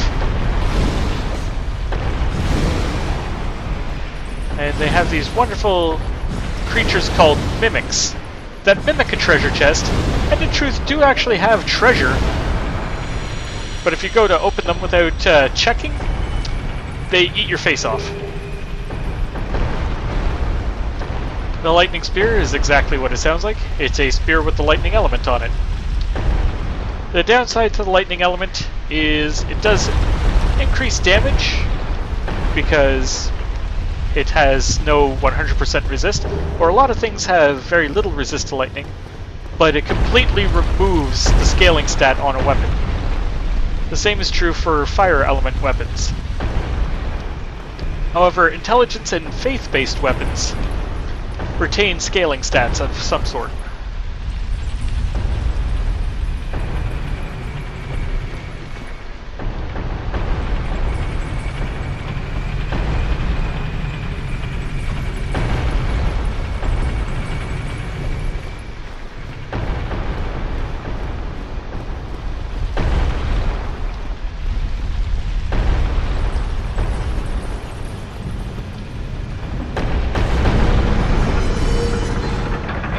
Once you make it up into the trap room here, you can take over. And the only time it will automatically reset is when you're in that little ante-room down there, where you heard it reset the first time.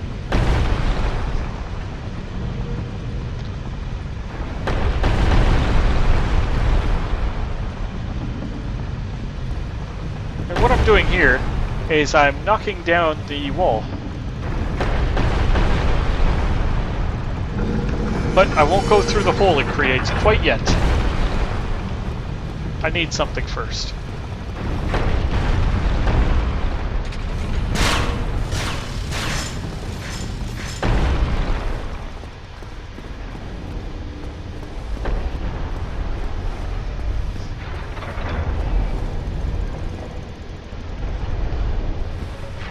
This isn't a creeping type of trap.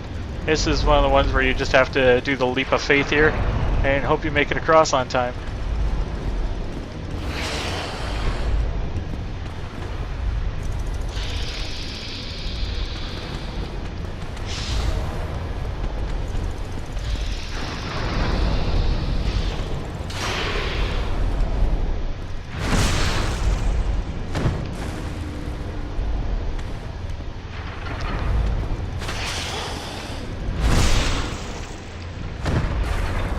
Yeah, the camera's not the best in these tight corridors for the backstab animations and stuff like that.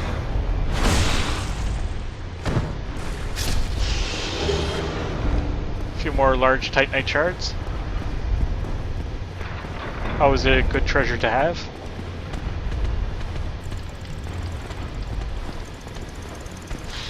Here's one of the caster types. But he's getting backed up by one of the melee types. So what I'm going to do is, if they want to play a caster, I can play that game too. Because while their scales are great for physical damage, they're not the best for fire. Now, when throwing a pyromancy spell from your right hand, you want to hug the left wall to give your fireball room to arc and throw. Because if you hug the right wall, you'll only hit the wall with it. Now this is going to be difficult, because he sits just outside of the range of any weapon, and there's no path over to him. So yeah, you kind of have to take a hit to give a hit. Or you have to time it just right between his cast and yours.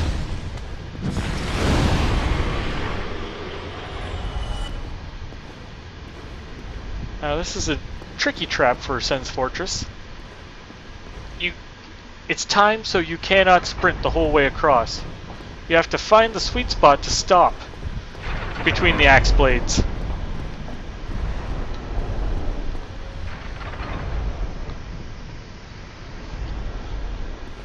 Now, you've come so far in Sens Fortress, and you think you've done so well, but up in this part, if you hesitate at all, that giant up there, I'll show you him in a moment, throws pretty well nuclear bombs at you, so you basically just have to sprint the whole duration of this place. Not stopping for anything. Just keep moving.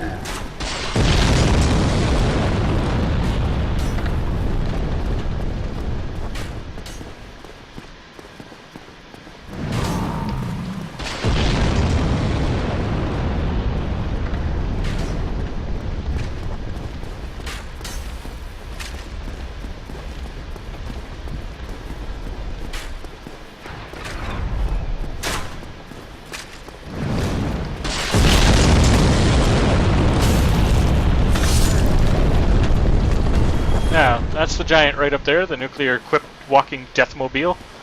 I like to call him Metal Gear.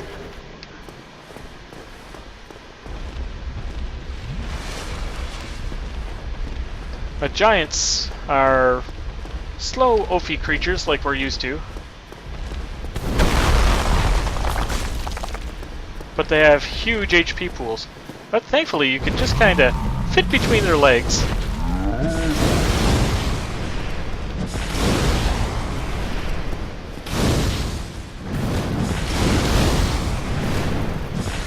And as Black Mage once said to Fighter, you know what happens to a giant when you hit it with a fireball? The same thing that happens to everything else.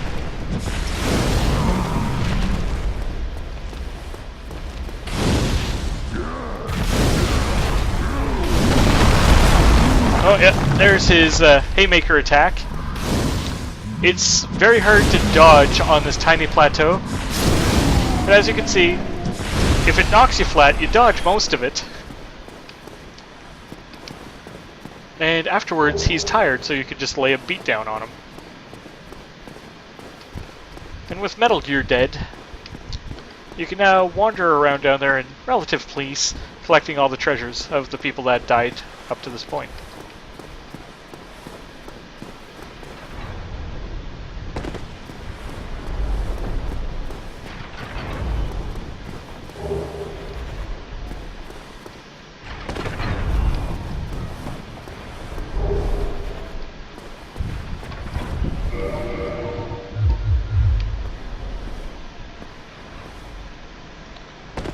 And this is a very important farming run area here. Once you get this bonfire lit and secured, there's a lot of things in Sens Fortress. Oh, and I forgot to equip this. I'm going to take my poise ring off for the covetous gold serpent ring. And what that does is adds 100 to our item find chance. And since there's a lot of things up here on the top of Sens Fortress, drop either Titanite shards or large Titanite shards, it makes for a very useful farming run. Ooh, ooh, nope, get off that edge.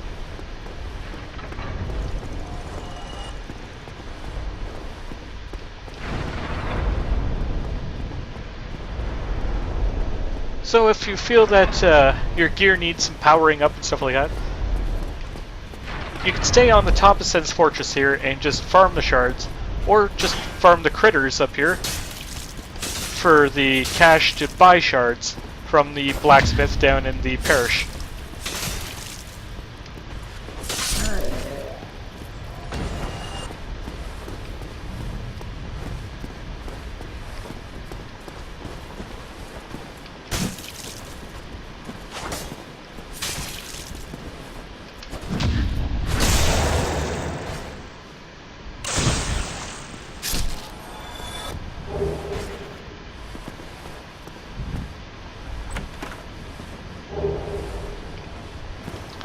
And the plate rings there, like the red plate ring I just picked up, increases my fire resistance. Which is, of course, a little late for the fight with Quelaag. It would have been nice. But unfortunately, to get to this point, you have to have defeated Quelaag and rung the Bell of Awakening.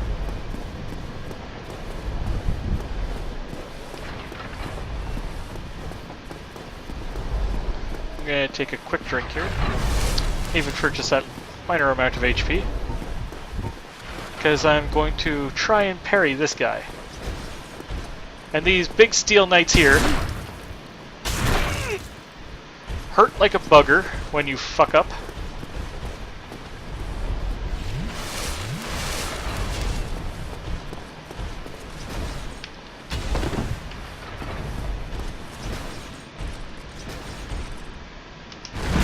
But as you can see, even with a parry, you never quite get the parry critical animation out of them.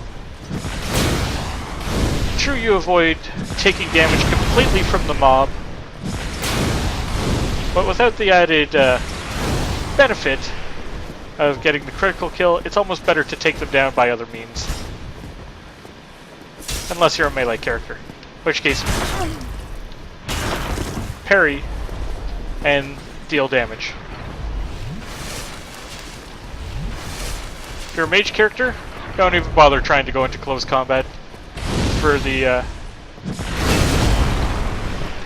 because all you do is get raffle stomped.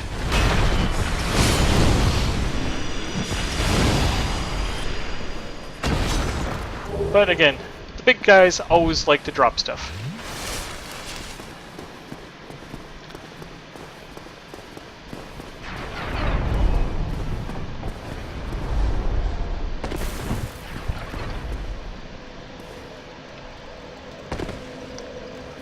We'll rest on this fire to get my Estus flasks back.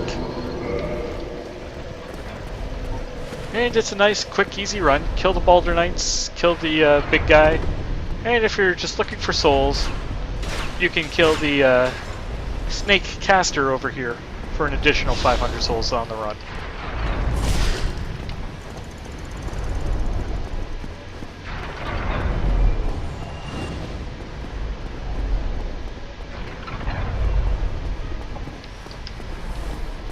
So I'm going to do this run just this one last time to save on time.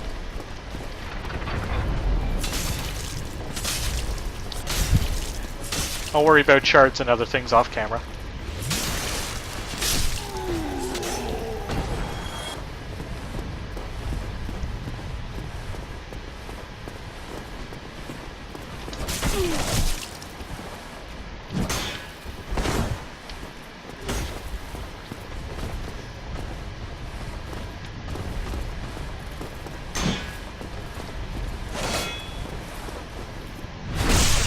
So again, low on health, go for a backstab while they're standing up, heal back up.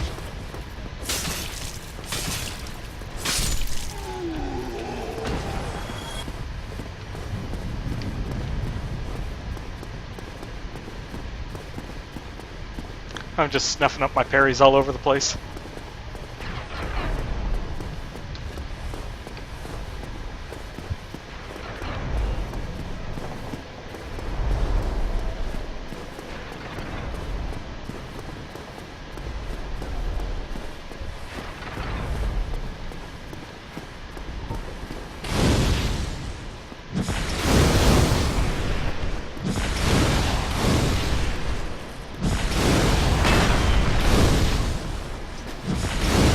Now, I'd like to get back into a fast roll with this character eventually, but that's going to take more endurance.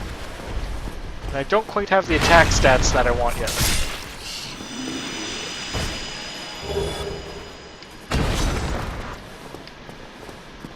Now, after defeating the big steel giant thing there, I think he's called the Barin's Knight, you could come over here and fight a non-respawning unique character named Richard. Sadly, no, it's not Richard from LFG, but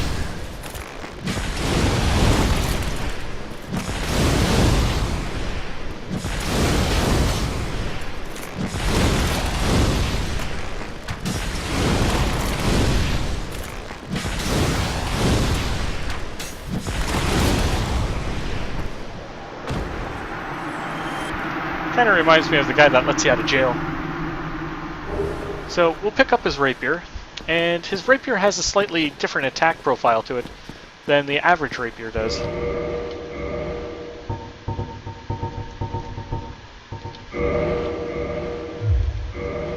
For starters, it requires 8 more dexterity to even try and use Richard's rapier. And it's a much more dex-intensive weapon. It's a little bit heavier, and it loses out on the extra 10 critical chance.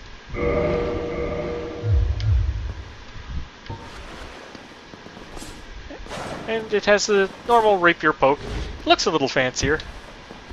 It has the standard, rather than a kick, the slash and jump back. It's heavy attack, which is different. Rather than a single lunge, you get a double. And on 2 hands, you get your double attack for the same amount of stamina.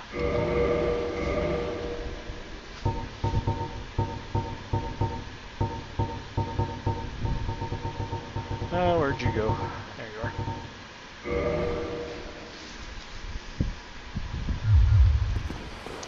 So if you like the look of the rapier and the feel for how it goes, Richard's rapier might be better for later game against enemies you can't parry or backstab. Oh, didn't hurt anything. These aren't mimics.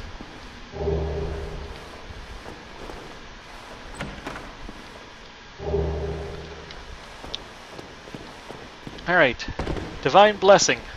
Think elixir from Final Fantasy. It's a full heal, and it cures you of all status ailments. Rare Ring of Sacrifice. There's 2 Rings of Sacrifice. One called the Sacrifice, or Ring of Sacrifice, and one is the Rare Ring of Sacrifice. The Ring of Sacrifice prevents you from dropping your souls in humanity, should you die. So, if you're wearing one of those and you die, you'll respawn at the bonfire with all your souls in humanity intact. If you had died previously and you put one of these rings on and die again, it does not add a new blood splotch, so you can have a second chance to retrieve what was lost.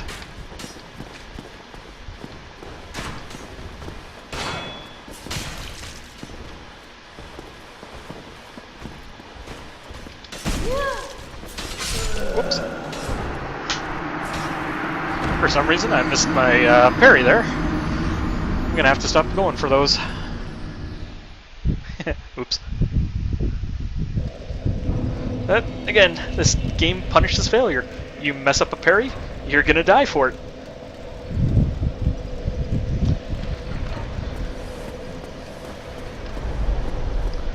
So, looks like I'm gonna do one more run of this area than I planned. And again, usually I'd spend a lot of time up here farming shards and giving different weapons up to +5 from the large and small shards I got from here. Just to feel out which weapon works best for me. I mean, right now the halberd isn't quite doing the job I expected it to. So I might switch it out for something different.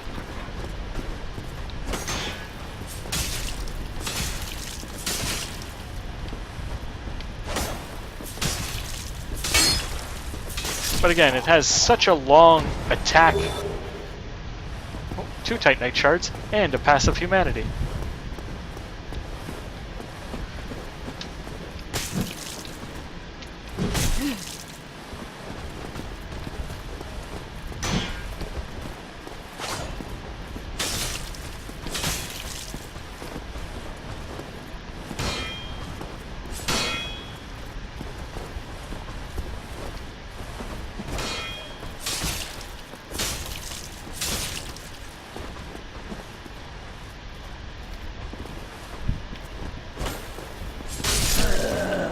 Oh, goodbye 24,000 souls. That was silly of me.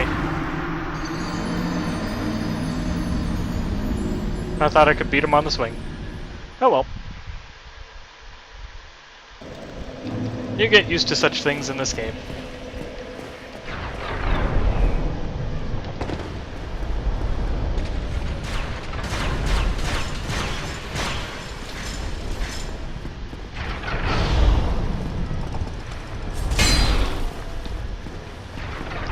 So now we're going to spend a little bit longer here than I anticipated. Minor annoyance. Ah well. Your own fault. But now that we don't really have much to lose, just, you know, the one pass of humanity and 1,000 souls down there, you can be as ballsy as you want.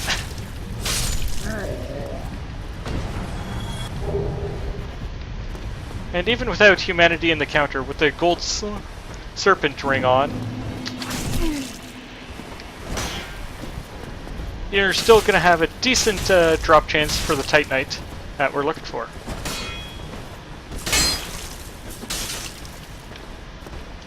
Oh, too early. I'm going to have to get the timing down on this again. Something's going on here.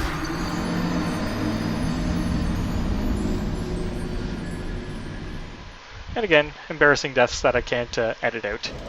Shit. And at this point, I'm just gonna say fuck it.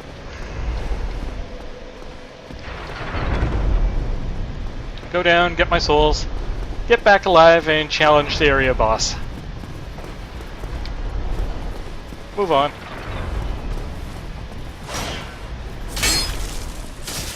It might be that I've under-leveled myself, moving too quickly. Nope.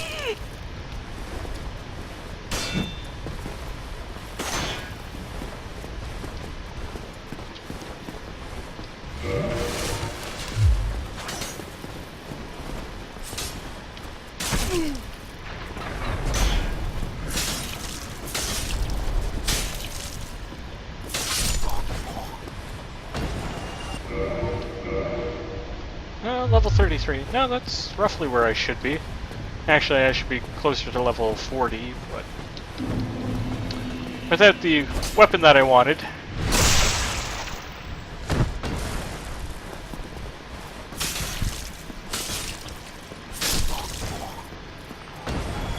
So what I'm probably going to do is farm 5,000 souls, I think is what it is, to go buy a green Titanite shard to make my halberd here into a magic halberd.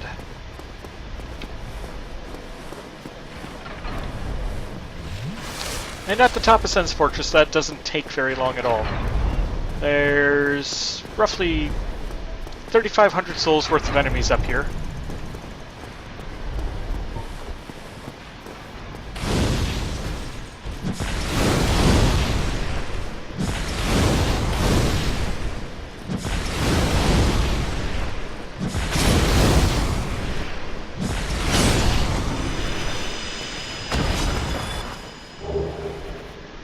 And the big steel guys there have a chance to drop the entire steel armor set. It's very heavy, but very good.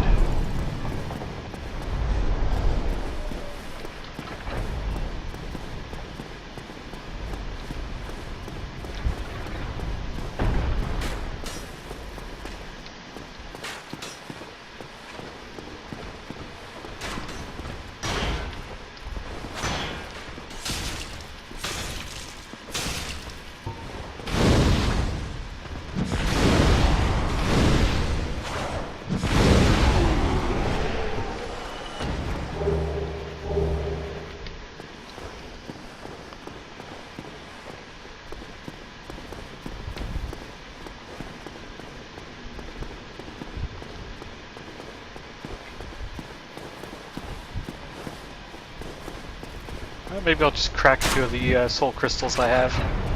See how many green shards I can afford.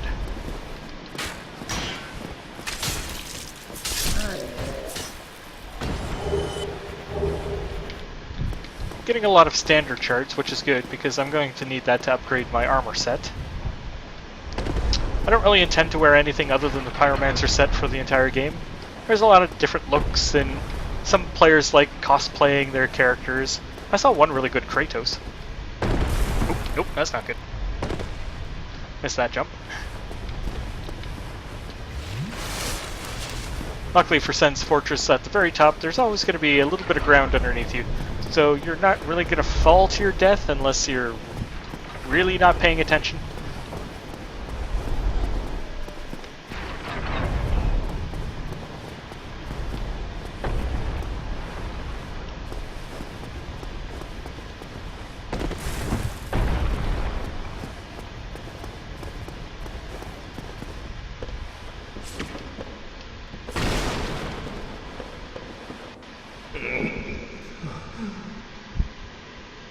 Oh, what? What? Who are you? Ah, not undead. I took on Sens Fortress alive. But I'm no different from those vile creatures. I was driven by conceit. Ah, you think we're different? That you can handle it? Yes, I remember that feeling. For I was the same. So, let me help you out. With your soul searching. And he sells a lot of interesting things, like he'll sell the 2 reinforcement up to +10, but he sells the large Titanite shards, but he also charges 200 souls more for each small Titanite shard. And I believe he's the only merchant that sells the green Titanite shards. But he's also got an assortment of large weapons and good shields. He's got your standard ammunition, except he sells the feather arrows if you want longer range on the bow you use. He also sells the Onion Knight gear, the steel set, and the Balder armor set. He's got 2 rings for boosted defense against magic and lightning. And he sells the black fire bombs, which are much better than the standard fire bombs, but this late in the game, you should be pitching fireballs anyway. Nothing at all.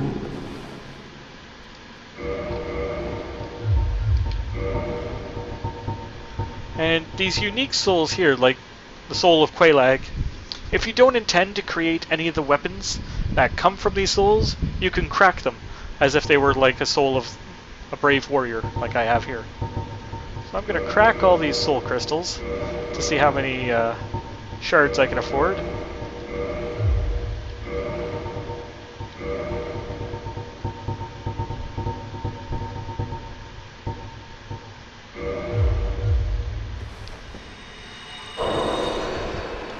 I'm going to keep my unique ones though.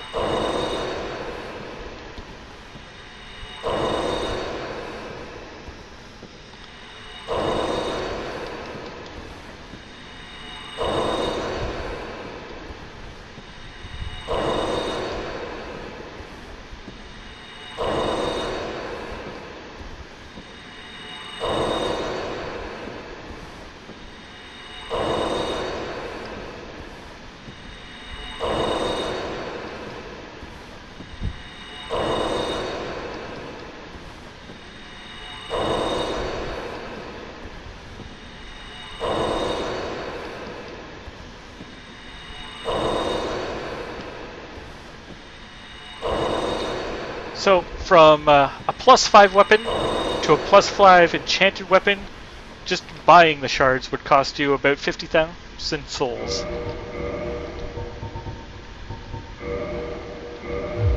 I came close.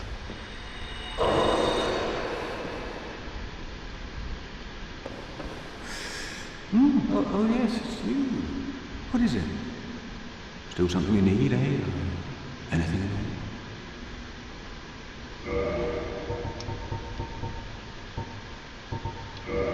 So I could get 8 of them. That's a decent amount. Go along, try and make something of yourself. But nothing will come of it. And I should know.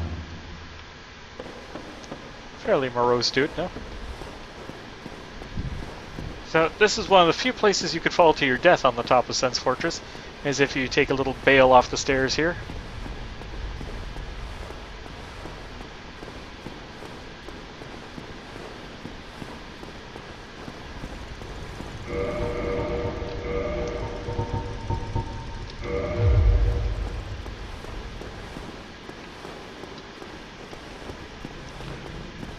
Even though my shield doesn't have a lot of lightning resist on it, some is better than none. So having your shield up is always a good thing.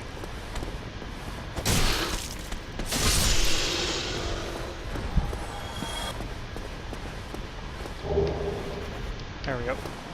And the cage key unlocks a certain prisoner's cell that will meet you back in Firelink. His name is Logan. He's the advanced sorcery trainer. It also opens up the shortcut back down to the Undead Parish, so you can easily get back to the top of Sens Fortress.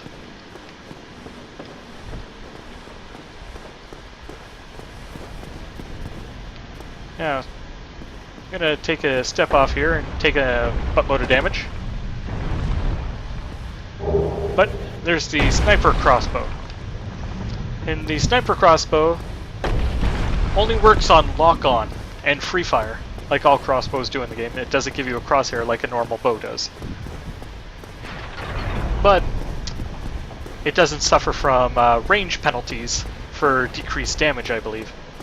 So if you find the item, the binoculars, or just aim with a normal bow and fire the sniper crossbow, it works out well. Since there's nothing I want to farm for right now, I'm going to put the Ring of Steel Protection on to give myself a little bit better physical resistance. I'm going to skip all these mobs just to get back down and magic up my weapon.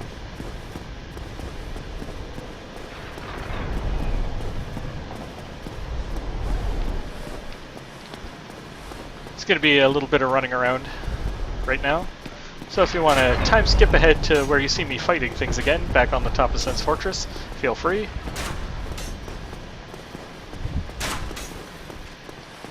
But this is hopefully going to be a nice, quick, easy run out of Sens Fortress, through the Undead Parish, down to the Blightdown back door, to where the Magic Smith is.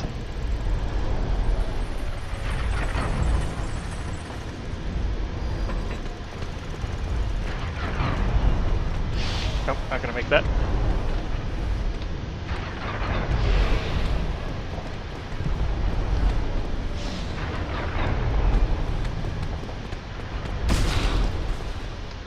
Just so people are aware, there's Titanite demons down there, or the things that drop Demon Titanite for demon weapon upgrades, down in these boggy areas.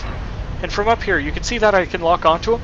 It's a little bit too far to reach with sorcery and pyromancy, but if you have a bow, you can stand up here and just sniper shoot the thing to death.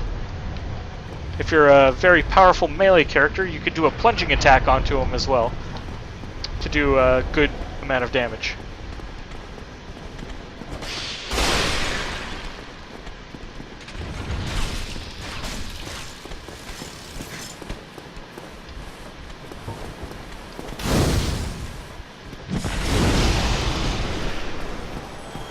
Now, 200 damage on a fireball is pretty good. And for that, we needed the +9 Pyromancer Flame.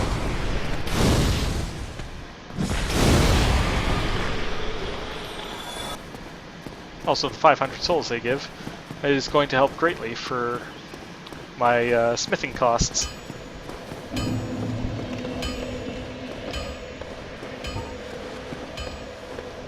Now, down in Firelink, while the Firekeeper is dead, the fire is dead, so I can't rest there to get my Estus flasks back, or to do anything at Firelink other than talk to the NPCs there.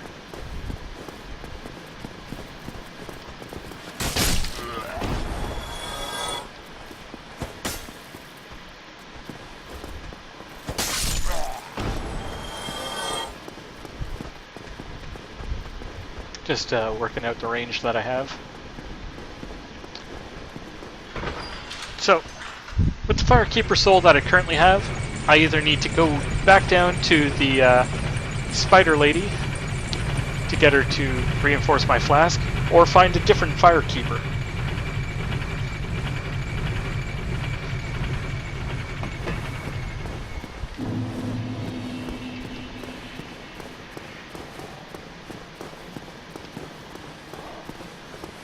Oh, what are you doing here?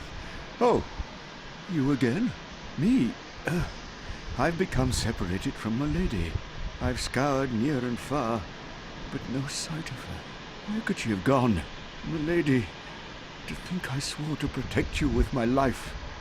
Man, that is the worst bodyguard ever.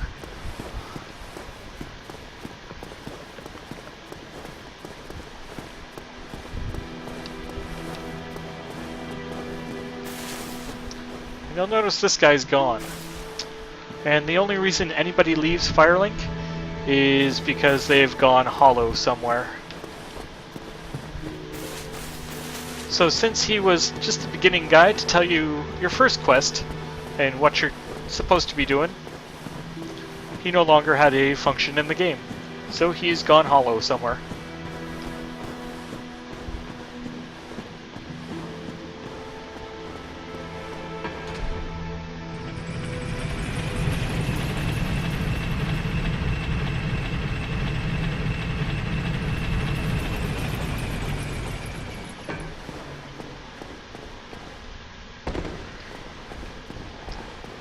Yeah, I got that treasure. Okay.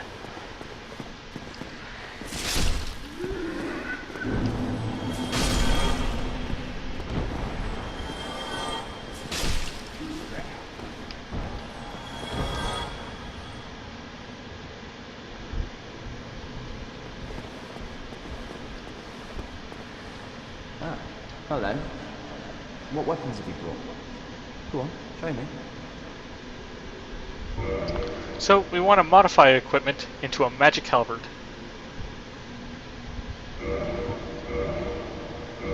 And then it pops off the modify list.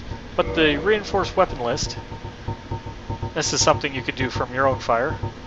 If you have the smith box, we can reinforce magic halberd for green titanite shards. And I'm too shy from a +5 magic halberd. Goodbye then. Keep your head, you would. And with this, my int character should start doing more damage. But the DD scaling I used to have has dropped to EE. But I have gained a much better attack profile with a 157 plus 9 physical, but 169 plus 24 magic damage on top of that.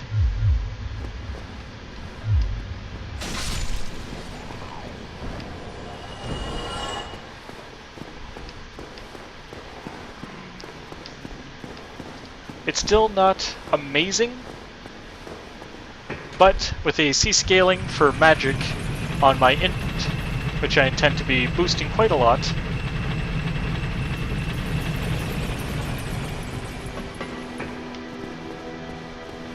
this halberd should be ready to rock for the rest of the game.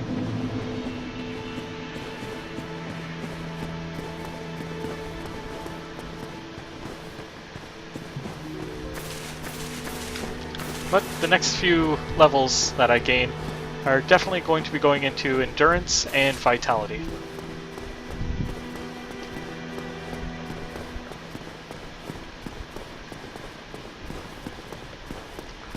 So I'm going to make my way back to the top of Sens Fortress, rest at the bonfire, and I'll probably call it an episode there.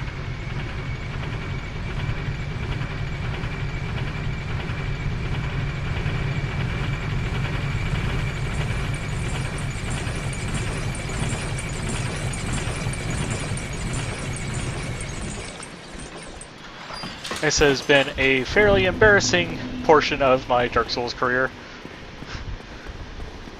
Especially when trying to do tutorial videos, it's best not to lose your souls in humanity and die a whole bunch of times on trash mobs.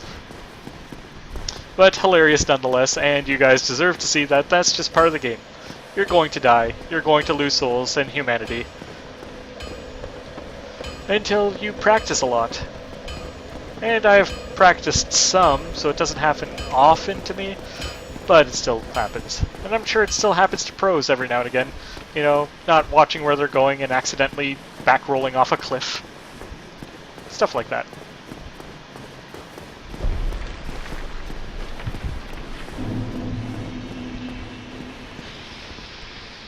Alright, let's face off against these snakes and see how well our upgraded halberd does. That was one hell of a jump.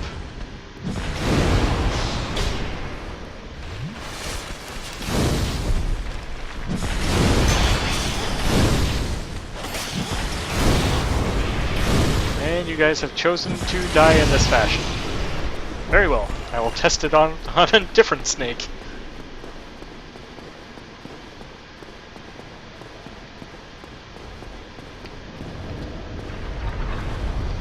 And that treasure up there you could get by going through the murky pool down there, climbing up a ladder.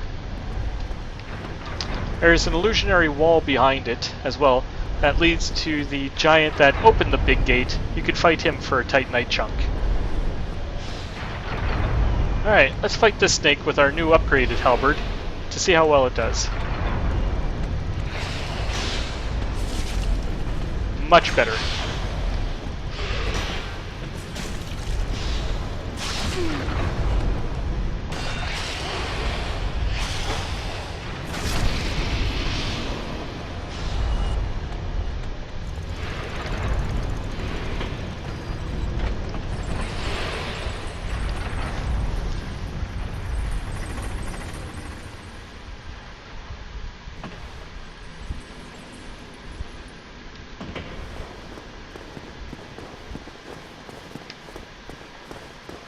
Thinking about making these episodes a little bit shorter. They usually take me about 3 to 3.5 hours to upload. Which isn't bad. I mean, I can do that before I go to bed, I suppose. Anyhow, here we are at the bonfire. And I will see you guys in the next episode.